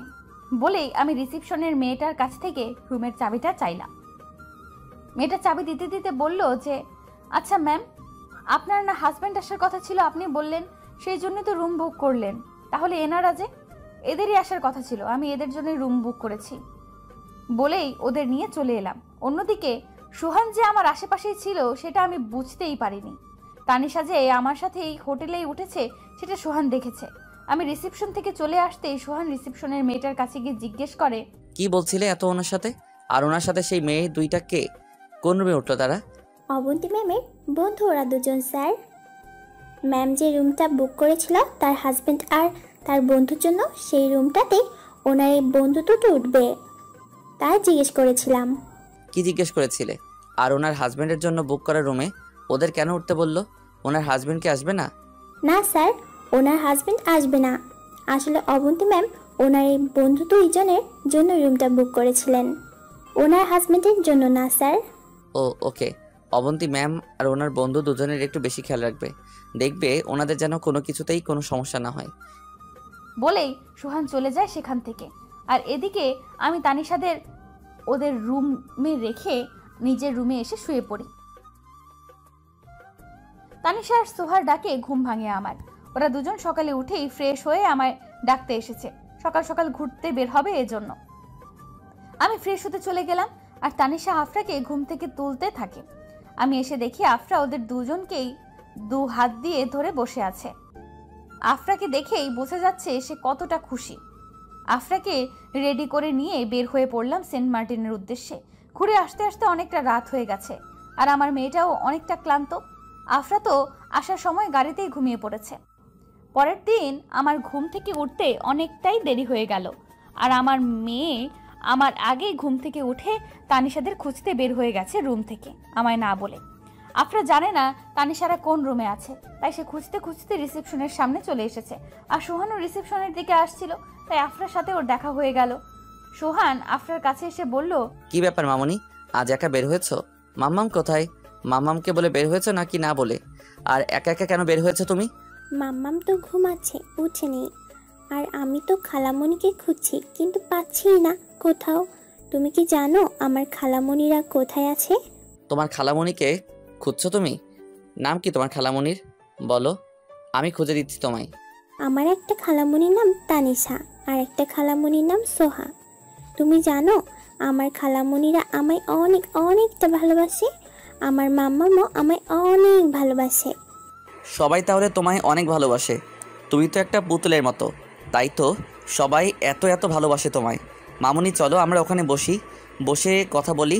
আর তোমার খালামণিকে খোঁজার জন্য ভাবি যে কিভাবে খুঁজে পাবো তাদের। খালামণিদের কখন খুঁজে পাবো? আমার তো মন কেমন করছে খালামণির জন্য। তাড়াতাড়ি করে খুঁজে দাও না আঙ্কেল। খুঁজে দেবো তো, আগে তোমার নাম বলো তো। তোমার নামটাই তো এখনো বললে না, তাহলে কি করে খুঁজবো তোমার খালামণিকে? আমার নাম মেহরিশ বিনতে আফরা। তোমার নাম কি? বাহ, অনেক সুন্দর তো তোমার নামটা, ঠিক তোমার মতো। তুমি যেমন কিউট, তোমার নামটাও তেমন কিউট। আমার নাম সোহান। তোমার নাম সোহান? তুমি জানো আমার বাবায়ের নামও সোহান, সোহান আহমেদ। তোমার নাম সোহান কেন রেখেছি? অন্য কিছু রাখলো না কেন? তোমার বাবার নাম সোহান আহমেদ? কি করেন তোমার বাবা? কোথায় থাকে? মাম্মাম বলেছে আমার বাবাই অনেক দূরে থাকে। আমার বাবাই আমার সাথে থাকে না। আমি দেখিনি বাবাইকে। তুমি জানো আঙ্কেল, আমি মাম্মামকে কতবার বলেছি বাবাইকে একবার আসতে বলতে, কতবার দেখতে চেয়েছি, কিন্তু মাম্মাম দেখায়নি। হঠাৎ করে ঘুম থেকে উঠে দেখি আফরা নেই। রুমে, ওয়াশরুমে, ব্যালকনিতে সব জায়গায় দেখলাম, কিন্তু আফরাকে কোথাও নেই। তানিশার রুমে দেখলাম, ওখানেও নেই। চিন্তায় পড়ে গেলাম খুব। তানিশা নিচে গিয়ে দেখতে আসতে বলল। আমি আর তানিশা তাড়াহুড়ো করে নিচে এসে দেখি আফরা সোহানের সাথে কথা বলছে। তানিশা জানতো না যে সোহানও এখানে আছে, ওকে বলার সুযোগই পাইনি আমি। আফরাকে সোহানের সাথে দেখে প্রচন্ড রাগ হলো আমার। আফরার কাছে গিয়ে আফরাকে একটা থাপ্পড় মেরে বসলাম রাগের মাথায়। আফরাকে মারছি এজন্য সোহান আফরাকে আড়াল করে নেয় যেন আর মারতে না পারি, আর বলল, ওকে মারছো কেন? ও কি এমন করেছে? তোমায় না বলে একটু বাইরেই তো এসেছে, তাতে কি হয়েছে?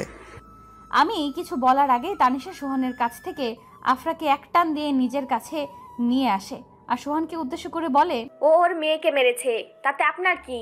ও চাইলে আবারও মারতে পারে। ওর মেয়েকে কেন মারছে সেটার কৈফিয়ত আপনাকে কেন দিতে যাবে? তানিশা, তুই আমার সাথে এইভাবে কথা বলছিস? আমায় আপনি করে বলছিস তানি? সোহানকে আর কিছু বলার সুযোগ না দিয়ে এবার আমি বলি, আমার মেয়েকে মারবো, কাটবো, যা ইচ্ছে করব, তাতে বাইরের কোনো লোক এসে কথা বলুক সেটা আমি চাই না। আর আমার মেয়ে আপনার মতো একটা বেইমানের সাথে বসে কথা বলছে, এটাই ওর অপরাধ। আমি বেইমান? আমার সাথে আফরা কথা বলেছে জন্য তুমি ওকে এইভাবে মারলে? আপনি যে বেঈমান তাতে কি আপনার কোনো সন্দেহ আছে? আপনার সন্দেহ থাকলে থাকতে পারে, কিন্তু আমাদের নেই। আরে মিস্টার সোহান, আপনাকে যেন আর আমার মেয়ের আশেপাশে না দেখি, বলে দিলাম। বলেই আফরাকে নিয়ে চলে এলাম। আফরা অনেক কাঁদছে। এর আগে ওকে কখনোই মারিনি আমি। সোহান তানিশাকে অনেকবার ডেকেছে, কিন্তু তানিশা যায়নি। রুমে আসতেই তানিশা অনেক কিছু জিজ্ঞেস করে যাচ্ছে, সবটা বললাম ওকে। তারপর ঠিক করলাম যে কালই ঢাকা ফিরে যাব, আর থাকবো না এখানে। তানিশাও আমার কথায় রাজি হয়ে গেল। সারাদিন আর আমি আর আফরা বের হলাম না হোটেল থেকে। তানিশা আর সোহাও যেতে চাইছিল না, আমি জোর করে পাঠালাম ওদের ঘুরে আসতে। তানিশারা ঘুরতে যাওয়ার পর সোহান আসে তানিশাদের সাথে কথা বলতে। তানিশা, তোর সাথে আমার কথা আছে, প্লিজ চলে যাস না। তোর সাথে আমি অনেক যোগাযোগ করার চেষ্টা করেছি, কিন্তু পারিনি। আজ আমার কথাগুলো একবার শোন প্লিজ। কি বলবেন আপনি? আর আমার সাথে আপনার কি কথা আছে সেটাই তো বুঝতে পারছি না আমি। আমার আপনার সাথে কোনো কথা নেই, আর আপনার কোনো কথা শোনার ইচ্ছে বা আগ্রহ কোনোটাই আমার নেই। আপনি করে কেন কথা বলছিস? অবন্তীর মতো কি তুইও আমায় অপরিচিত ভাবছিস? তোর আমার সাথে কথা না থাকলেও আমার অনেক কথা বলার আছে। বললাম তো আপনার কোনো কথা আমি শুনতে চাই না। তাছাড়া যে মানুষ মিনিটে মিনিটে গিরগিটির মতো রং বদলায় তাদের সাথে কথা না বলাই ভালো। বলে তানিশা চলে আসতে লাগলে সোহান আটকে দেয় ওদের। অনেক রিকোয়েস্ট করে যেন ওর কথাগুলো একবার শোনে। তখন সোহা বলে, তানিশা, ও যখন এত করে রিকোয়েস্ট করছে তখন ও কি বলছে একবার শুনে নে। হয়তো ওর সাথে কথা বলে এমন কিছু জানতে পারবি যেটা আমরা কেউই জানি না, এমনকি অবন্তীও না। ওকে, কি বলবি বল তাড়াতাড়ি, সময় নেই আমাদের। অবন্তী কেমন আছে তানিশা? ওর সাথে অনেকবার কথা বলতে চেয়েছি, কিন্তু ও বলেনি কথা। অপরিচিত বলে এড়িয়ে গেছে। ওর বাবা ভাই হয়তো ওকে অনেক বড় ঘরে বিয়ে দিয়েছে, তাই না? কেন, তুই কি ভেবেছিলি যে তুই ওকে ঠকানোর পর ও খারাপ থাকবে, নাকি ভেবেছিলি যে ও মরেই যাবে? কোনটা ভেবেছিলি তুই? আর বিয়ে বিয়ে দিয়েছে তো, অনেক বড় ঘরে ওকে বিয়ে দিয়েছে, অনেক সুখেও আছে অবন্তী। না না, আমি কেন ভাববো যে ও মরে যাবে আর ও খারাপ থাকুক? এটাও আমি কখনো চাইতে পারি না। আমি সবসময় চাই যেন অবন্তী ভালো থাকে। তুই যে কতটা চাস অবন্তী ভালো থাকুক সেটা আমি দেখতে পেয়েছি। তুই যদি সত্যি ওর ভালো চাইতি তাহলে 6 বছর আগে ওকে এইভাবে ঠকাতে পারতি না, আর এতদিন পর আবার ওর সামনে এসে আবার ওকে কষ্ট দিতে পারতি না। 6 বছর আগে যা হয়েছিল সেটা অবন্তীর ভালোর জন্যই হয়েছিল, আর আমি এতদিন পর ইচ্ছে করে ওর সামনে আসিনি। ওর সাথে দেখাটা হঠাৎ করেই হয়ে গিয়েছিল। তুই আমায় একটা সত্যি কথা বলবি? আমার খুব জানতে ইচ্ছে করছে কথাটা, বলবি? সত্যি কথাই বলবি প্লিজ। আজ আর কোনো মিথ্যে কথা বলিস না। আমি প্রমিস করছি আমি অবন্তীকে কিছু বলবো না, কারণ আমি চাই না অবন্তী আবার নতুন করে কোনো কষ্ট পাক। কি কথা? আর ভাবিস না, আজ আমি তোকে সব সত্যি কথাগুলোই বলবো। বল, তুই অবন্তীকে কেন ঠকালি এইভাবে? অবন্তী কি ভুল করেছিল যে তুই ওকে এত বড় শাস্তি দিলি? আমি যতদূর জানি সেদিন অবন্তীর কোনো ভুল ছিল না, তারপরও তুই ওকে এত কষ্ট দিলি কেন বল? ও তো তোকে ভালোবাসতো, আর তোকে ভালোবেসে তোর সাথে সারা জীবন থাকতে চেয়েছিল, তাহলে কেন এমন করলি মেয়েটার সাথে? আমি ওকে সেদিন কষ্ট দিতে চাইনি, আমি ঠকাইনি ওকে। আমি কিভাবে ঠকাবো ওকে বল? আমি নিজেও তো ওকে খুব ভালোবাসি, আমি আমার থেকেও বেশি ওকে ভালোবাসি। ঠকাতে চাইনি ওকে আমি। চুপ কর, তোর মুখে আর অবন্তীকে ভালোবাসার কথা মানায় না। তুই যে ওকে কতটা ভালোবাসতি সেটা আমার জানা হয়ে গেছে, আর তুই যদি ওকে সত্যিই ভালোবাসতি তাহলে পারতি না সেদিন ওর বাবা মার সামনে ওকে অস্বীকার করতে, পারতি না তোদের বিয়েটাকে অস্বীকার করতে। ও শুধু তোকে পাওয়ার জন্য ওর বাড়ির লোকের সাথে কি না করেছে, আর তুই ওকে ওর বাড়ির সবার সামনে মানসিক রোগী সাজিয়ে দিয়ে চলে এলি। তানিশা, বিশ্বাস কর, সেদিন আমি বিশ্বাস করব তোকে? তোকে তো সেই মেয়েটা বিশ্বাস করেছিল, তার কি প্রতিদান দিয়েছিস তুই? একদম যত্ন করে ওর পিঠে ছুরি বসিয়ে দিলি। ওই মেয়েটা তোকে নিজের চেয়েও বেশি বিশ্বাস করতো, আর তুই ওকেই ছি সোহান। অবন্তীর খুব বড় একটা ভুল ছিল যে সে তোকে চিনতে পারেনি। শুধু অবন্তী কেন, আমরাও তোকে চিনতে পারিনি, একটুও বুঝতে পারিনি যে তুই ভালো মানুষের একটা মুখোশ পরে আছিস। আমি ওকে ছুঁড়ে মারিনি, ঠকাইনি। আমি সত্যি অবন্তীকে অনেক ভালোবাসি, বিশ্বাস কর তানি। অবন্তীকে ভালোবাসিস এই কথাটা বলে আর ওই মেয়েটাকে ছোট করিস না প্লিজ। তুই সত্যি সত্যি ওকে ভালোবাসলে সেদিন ওকে ওই অবস্থাতে ওকে ছেড়ে যেতে পারতি না। তুই ওকে ওর বাবা মার সামনে ছোট করার পরও মেয়েটা তোর কাছে ছুটে গিয়েছিল তোকে কিছু বলার জন্য। মেয়েটা ভেবেছিল কথাটা শোনার পর হয়তো তুই ওকে আবার তোর বুকে টেনে নিবি, কিন্তু না, তখনও তুই ওর ধারণাকে ভুল প্রমাণ করে দিলি। যখন একটা মেয়ের সব থেকে বেশি তার ভালোবাসার ভরসার মানুষের প্রয়োজন হয়, যখন একটা মেয়ের তার হাজবেন্ডকে সব চাইতে বেশি পাশে দরকার হয়, সেই সময়টাতেই তুই ওর পাশ থেকে সরে গেলি। তোর মনে আছে সোহান, অবন্তী যখন তোর অফিসে গিয়েছিল সেদিন ও তোকে জড়িয়ে ধরতে গিয়েছিল। তুই জানিস সেদিন ও তোকে কি বলতে চেয়েছিল? কি বলতে চেয়েছিল? কি হলো তানিশা, বল, কি বলার জন্য এসেছিল অবন্তী? সেদিন অবন্তী তোকে এইটা বলার জন্য ছুটে গিয়েছিল যে অবন্তী প্রেগনেন্ট, অবন্তী তোর বাচ্চার মা হতে যাচ্ছে। তোকে এই কথাটা জানাবে বলেই তোর কাছে পাগলের মতো ছুটে গিয়েছিল সেদিন। তোর কাছে গিয়ে যখন ও কথাটা বলতে গিয়েছিল তখন তুই ওকে ধাক্কা মেরে ফেলে দিয়েছিলি সোহান। সেদিন যদি ও আর একটু বেশি ব্যথা পেত তাহলে ওর আর ওর বাচ্চার দুজনেরই ক্ষতি হতে পারত। সেদিন অবন্তীর সব থেকে বেশি তোকে প্রয়োজন ছিল সোহান, কিন্তু তুই থাকিসনি। ঈশার কাছে কথাগুলো শোনার পর সোহান আর নিজেকে সামলাতে পারেনি। ওখানে বসেই চিৎকার করে কেঁদে ওঠে সোহান, আর কেঁদে কেঁদে বলতে থাকে, আমি এত বড় ভুল কিভাবে করতে পারলাম? অবন্তী আমার বাচ্চার মা হতে চলেছিল আর আমি ওকে ছেড়ে চলে আসলাম। এতটা স্বার্থপর কি করে হলাম আমি? ও আমায় এতটা ভালোবাসলো আর আমি ওকে শুধু কষ্টই দিয়ে গেলাম। কি করে পারলাম আমি ওর সাথে এমনটা করতে? এইটুকু বলেই আবার কাঁদতে থাকে সোহান। এখন কেন কাঁদছিস তুই? তুই জানিস তুই যেদিন অবন্তীকে অস্বীকার করে চলে এসেছিলি সেদিন অবন্তীও এইভাবে কেঁদেছিল। তোর জন্য কতটা কষ্ট পেয়েছে কোনো ধারণা আছে তোর? অবন্তীর বাড়ির লোক ওর বিয়ে ঠিক করে দিয়েছিল, কিন্তু অবন্তী শুধু তোকে ভালোবাসে। আর তোর দেওয়া একমাত্র উপহার তোর বাচ্চাকে এই পৃথিবীতে আনার জন্য অবন্তী ওর বিয়ের দিন ওর বাড়ি ছেড়ে বাবা মাকে ছেড়ে চলে এসেছিল, শুধুমাত্র তোর জন্য। এতক্ষণ সোহা চুপ করেছিল, কিন্তু এখন আর চুপ না থেকে বলল, অবন্তী যে শুধু বাড়ি ছেড়ে না, বাবা মাকে ছেড়ে চলে এসেছিল, তাই না? অবন্তী যে দেশে ছোট থেকে বড় হয়েছে সে দেশ ছেড়েও পাড়ি জমিয়েছিল লন্ডন। আর একটা মেয়ে একা অন্য দেশে গিয়ে চাকরি করা, পড়াশোনা চালানো আর সন্তানকে জন্ম দেওয়া, সেই সন্তানকে একা একা বড় করা একা একটা মেয়ের পক্ষে কতটা কঠিন সেটা কি আপনি বুঝতে পারছেন? অবন্তী যে লন্ডন যাওয়ার পর প্রথম কয়েকটা মাস কতটা কষ্ট করেছে সেটা শুধুমাত্র আমি জানি। আমি দেখেছি এমন কোনো একটা রাত যায়নি যে অবন্তী আপনার জন্য চোখের পানি ফেলেনি। প্রত্যেকটা মেয়ে চায় তার বাচ্চা হওয়ার সময় তার হাজবেন্ড, ভালোবাসার মানুষটা তার পাশে থাকুক, তার হাতটা ধরে রাখুক শক্ত করে। অবন্তী যে দিন তার বাচ্চাটা জন্ম দিয়েছিল অবন্তীও চেয়েছিল তার ভালোবাসার মানুষটাকে পাশে, কিন্তু পায়নি। আফরা হওয়ার পর অবন্তী অন্যরকম একটা শক্তি পেয়েছে, কারণ ও জানে তোর মতো ওর মেয়ে কখনো ওকে ছেড়ে যাবে না, ওর সাথে বেইমানি করবে না। অবন্তী বুঝিয়ে দিয়েছে যে কেউ পাশে না থাকলেও ভালোভাবে বাঁচা যায়। অবন্তী তোকে ছাড়াই ওর মেয়েকে এত বড় করেছে, আর ও তোকে ছাড়াই বাকি জীবনটা মেয়েকে নিয়ে কাটিয়ে দেবে ভালোভাবে। তোর কাছে একটা রিকোয়েস্ট, তুই আর অবন্তীর জীবনে আসার চেষ্টা করিস না। অবন্তী নিজের জীবনটা ওর মতো করে মেয়েকে নিয়ে গুছিয়ে নিয়েছে, ওর জীবনটা আর এলোমেলো করে দিস না, ওকে ওর মতো ভালো থাকতে দে, ভালো থাকিস। বলেই তানিশা আর সোহা চলে এলো হোটেলে, আর ঘুরোঘুরি না করে। ওদের দুজনকে এত তাড়াতাড়ি চলে আসতে দেখে একটু অবাক হলাম। জিজ্ঞেস করলাম, এত তাড়াতাড়ি চলে এলো কেন? আমার কথা শুনে মনে হয় তানিশা তেলে বেগুনে জ্বলে উঠল, রেগে রেগে বলল, কেন, তুই কি ভেবেছিলি যে আমরা ওখানে থাকতে গেছি, নাকি আমরা চলে আসাতে তোর প্রবলেম হচ্ছে? আমরা চলে গেলে তুই হ্যাপি হবি? হলে বল, আমরা ঘুরতে চলে যাচ্ছি। আমি কি এমন বললাম যে তুই এত রেগে গেলি? সরি তানি।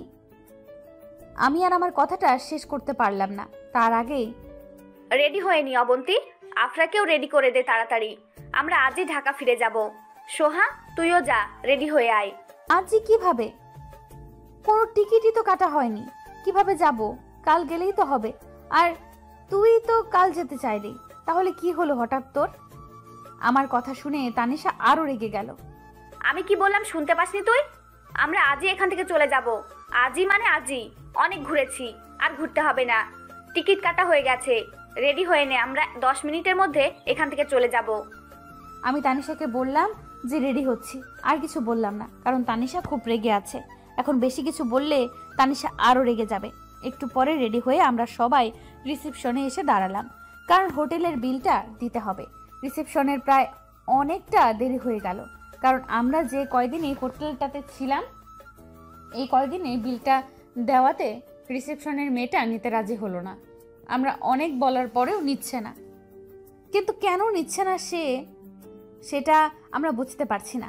আমার ভয় হচ্ছে তানিশাকে নিয়ে। তানিশা এমনিতেই রেগে আছে অনেক, তার উপর আবার রিসেপশনের মেয়েটা বিল নিচ্ছে না।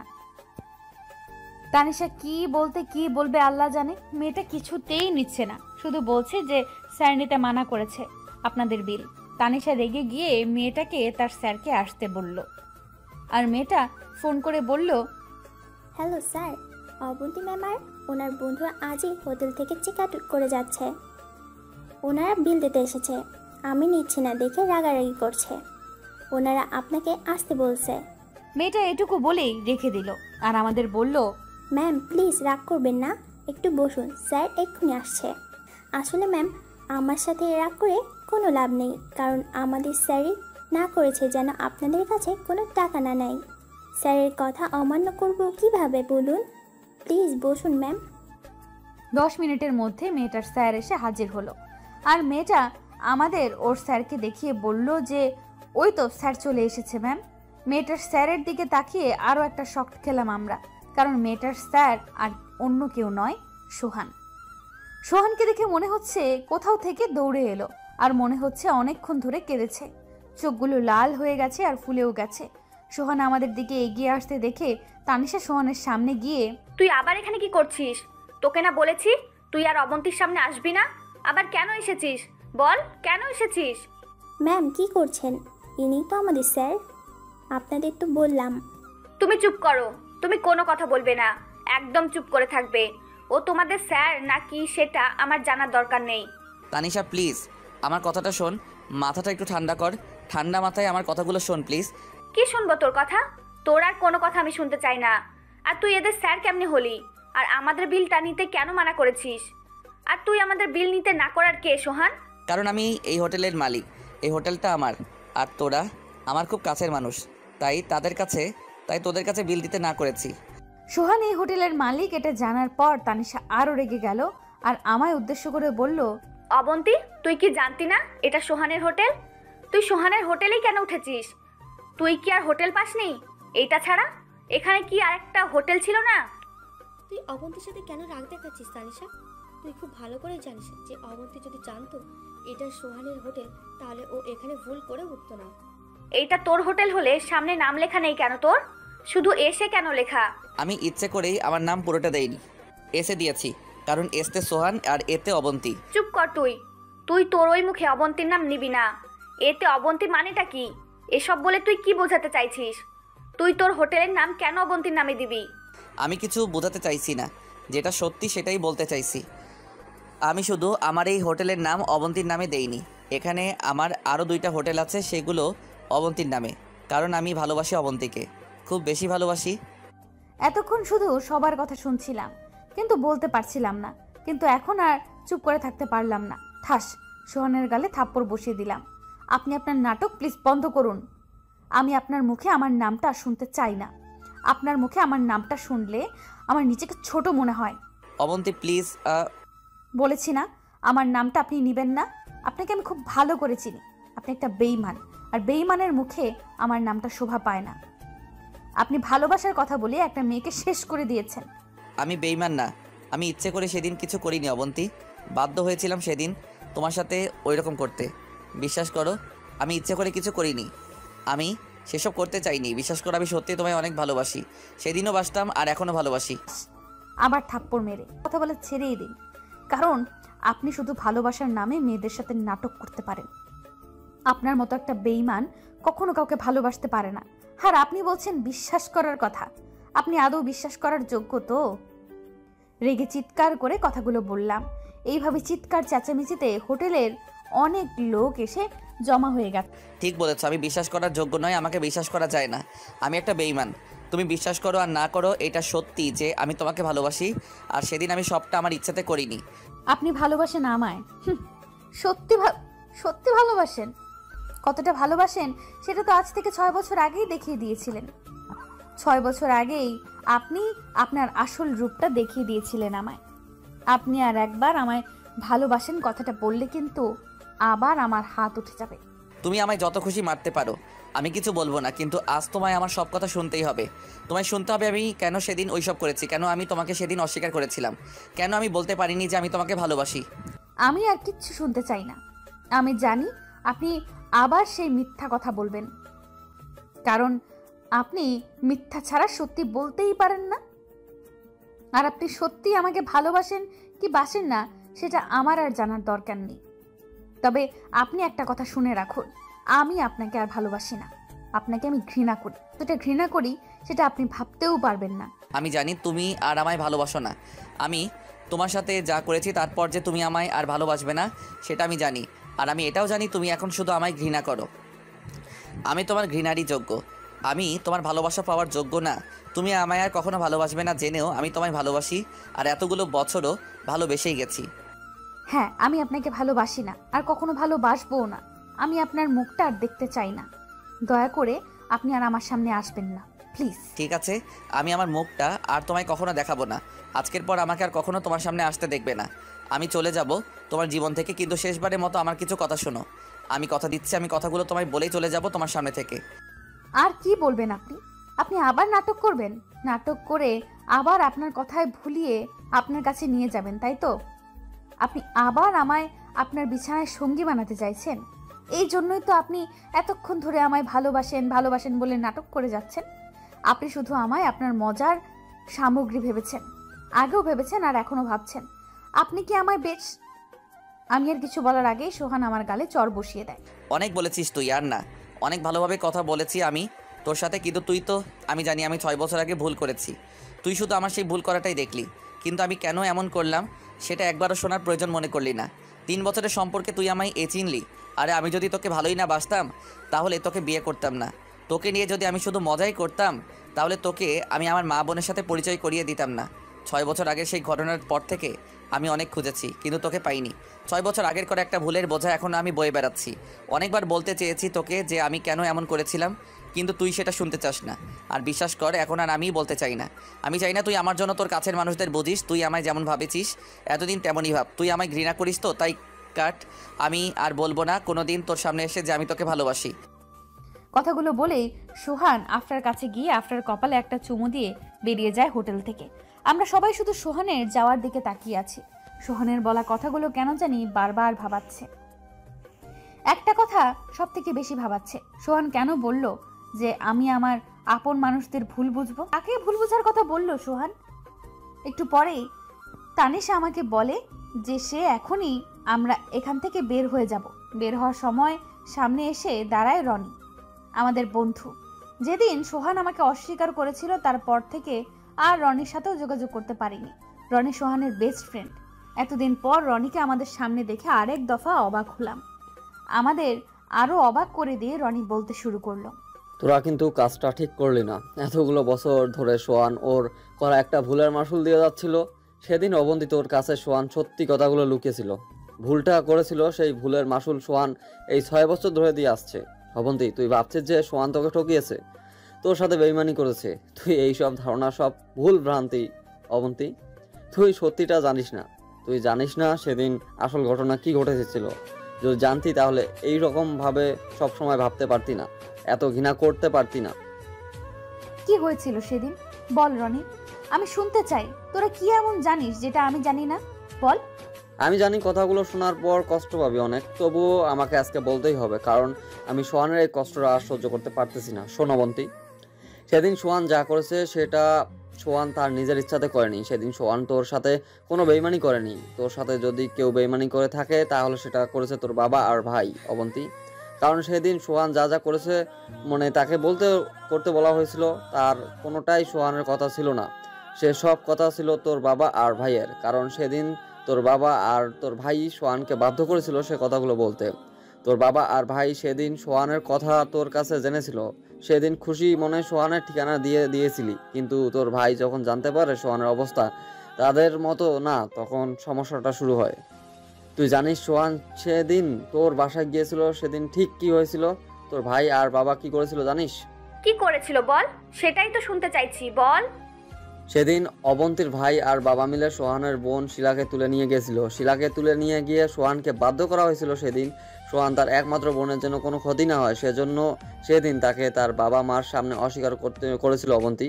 কিন্তু সোহানের কি কপাল দেখো, যে বোনের ক্ষতি হবে ভেবে সেদিন সোহান তার ভালোবাসার মানুষটাকে অস্বীকার করলো। ভালোবাসার মানুষটাকে সারা জীবনের জন্য হারিয়ে ফেললো, পর তার বোনের ক্ষতি হওয়াটা আটকাতে পারেনি। সেদিন তোর ভাই শুধু শিলাকে ভুলে গিয়েছিল, তাই না? সেদিন রাতে তোর ভাই নেশার ঘরে শিলাকে রেপ করেছিল অবন্তী।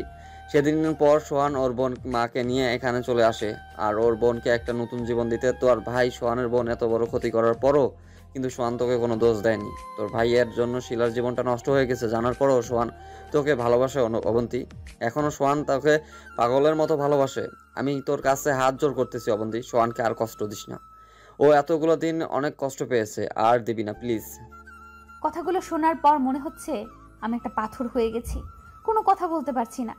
যে কাজটা সোহান করেইনি সেটার জন্য সোহানকে আমি এতটা কষ্ট দিলাম। আমার ভাইয়া এতটা খারাপ আমি ভাবতেই পারছি না। ছি।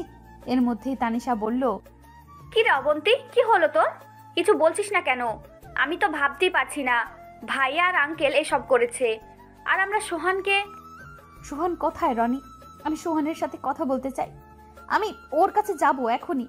প্লিজ আমায় নিয়ে চল ওর কাছে, প্লিজ রনি। তানিশা বল না রনিকে আমাকে সোহানের কাছে নিয়ে যেতে। চল, আমি নিয়ে যাচ্ছি। আমি ঠিক জানি না যে সোহান এখন বাসায় আছে কিনা, তবুও একবার গিয়ে দেখতে ক্ষতি কি। চল তাড়াতাড়ি। একটু পরেই পৌঁছে গেলাম সোহানের বাসায়। এখানে সোহান আর রনি থাকে, তাই রনির কাছে বাসার চাবি ছিল। তাই আমাদের ভেতরে যেতে বেশি সমস্যা হলো না। ভেতরে গিয়ে দেখি সোহান নিজের রুমে দরজা বন্ধ করে ভেতরে কি করছে জানি না। ও রুমের দরজা ধাক্কা দিয়ে, সোহান সোহান সোহান আমি জানি তুমি ভেতরে আছো, কথা কেন বলছো না তুমি? সোহান প্লিজ দরজাটা খোলো।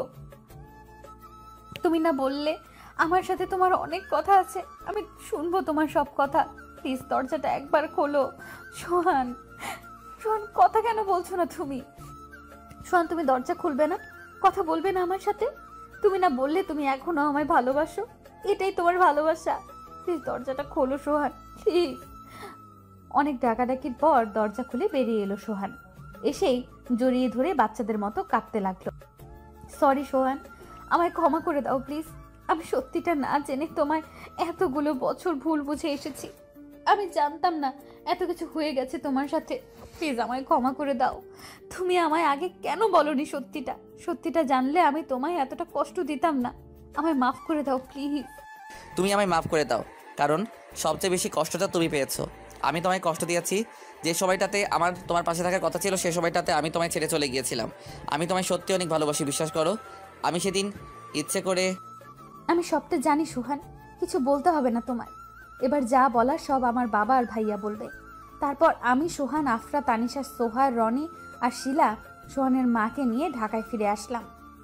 এসেই বাড়িতে ঢুকলাম। ঢুকতেই দেখতে পেলাম অনেকগুলো মানুষ বসে আছে।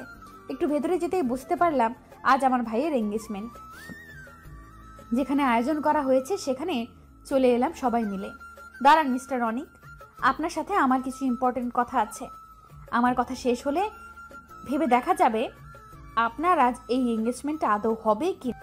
অবন্তী, তুই এতদিন পর কেন এসেছিস? এতদিন পর 6 বছর আগে তো আমাদের সবার মুখে চুনকালি মাখিয়ে চলে গিয়েছিলি। আজ কেন আসলি? আবার আমাদের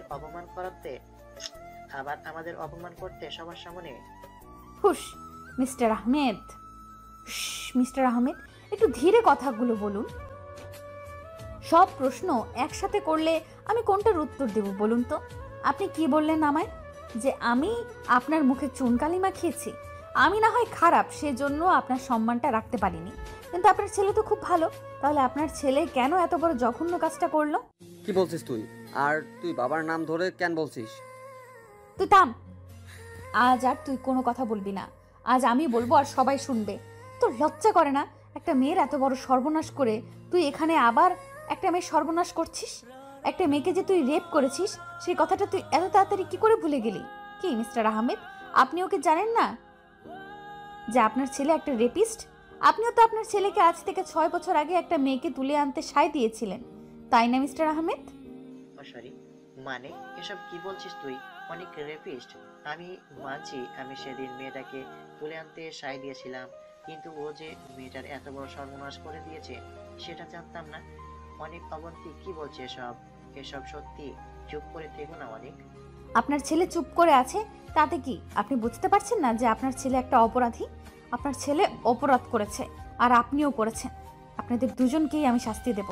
সোহান আমাকে আর কিছু বলতে না দিয়ে আমাকে বলে যে সে আমার বাবা আর ভাইকে অনেক আগেই ক্ষমা করে দিয়েছে। সোহান চায় না বাবা আর ভাইয়াকে শাস্তি দিতে। আমি সত্যি জানতাম না যে আমার ছেলে এত বড় একটা অপরাধী। জানলে কখনোই ওকে ছেড়ে দিতাম না। আমায় ক্ষমা করে দে মা। আমি তোর সাথে আর সোহানের সাথে অনেক অন্যায় করেছি। ক্ষমা করে দিস মা আমাকে। বাবা আর কিছু না বলে সবার সামনে বলে যে শিলার সাথে আমার ভাইয়ার বিয়ে হবে। বাবা আর আমার আর সোহানের উপর রেগে নেই, মেনে নিয়েছে সোহানকে। ভালোভাবে শিলা আর আমার ভাইয়ার বিয়েটা শেষ হয়ে গেল। আর আমরাও আর কয়েকদিন সবার সাথে কাটিয়ে তানিশার বিয়ের পর ফিরে এলাম লন্ডন। সোহান আর ওর মা এসেছে আমার সাথে লন্ডন। সোহান তার হোটেলের দায়িত্ব রনিকে বুঝিয়ে দিয়ে আমার সাথে লন্ডনে চলে এসেছে। এখানে এসে আবার ব্যবসা শুরু করেছে সোহান। আমি, আফরা, সোহান এখন অনেক অনেক খুশি। আফরা তো বাবাইকে পেয়ে এতটা খুশি যে বলে বোঝানো যাবে না। আর সোহানও খুব খুশি এতদিন পর নিজের মেয়েকে কাছে পেয়ে। এত ঝড় ঝাপটা পেরিয়ে এবার শুরু হলো আমাদের নতুন পথ চলা। আল্লাহর কাছে দোয়া করি যেন আর কোনো ঝড় আমাদের জীবনে না আসে। আমরা যেন এইভাবেই সারা জীবন একসাথে বাকি জীবনটা কাটিয়ে দিতে পারি। আল্লাহ হাফেজ।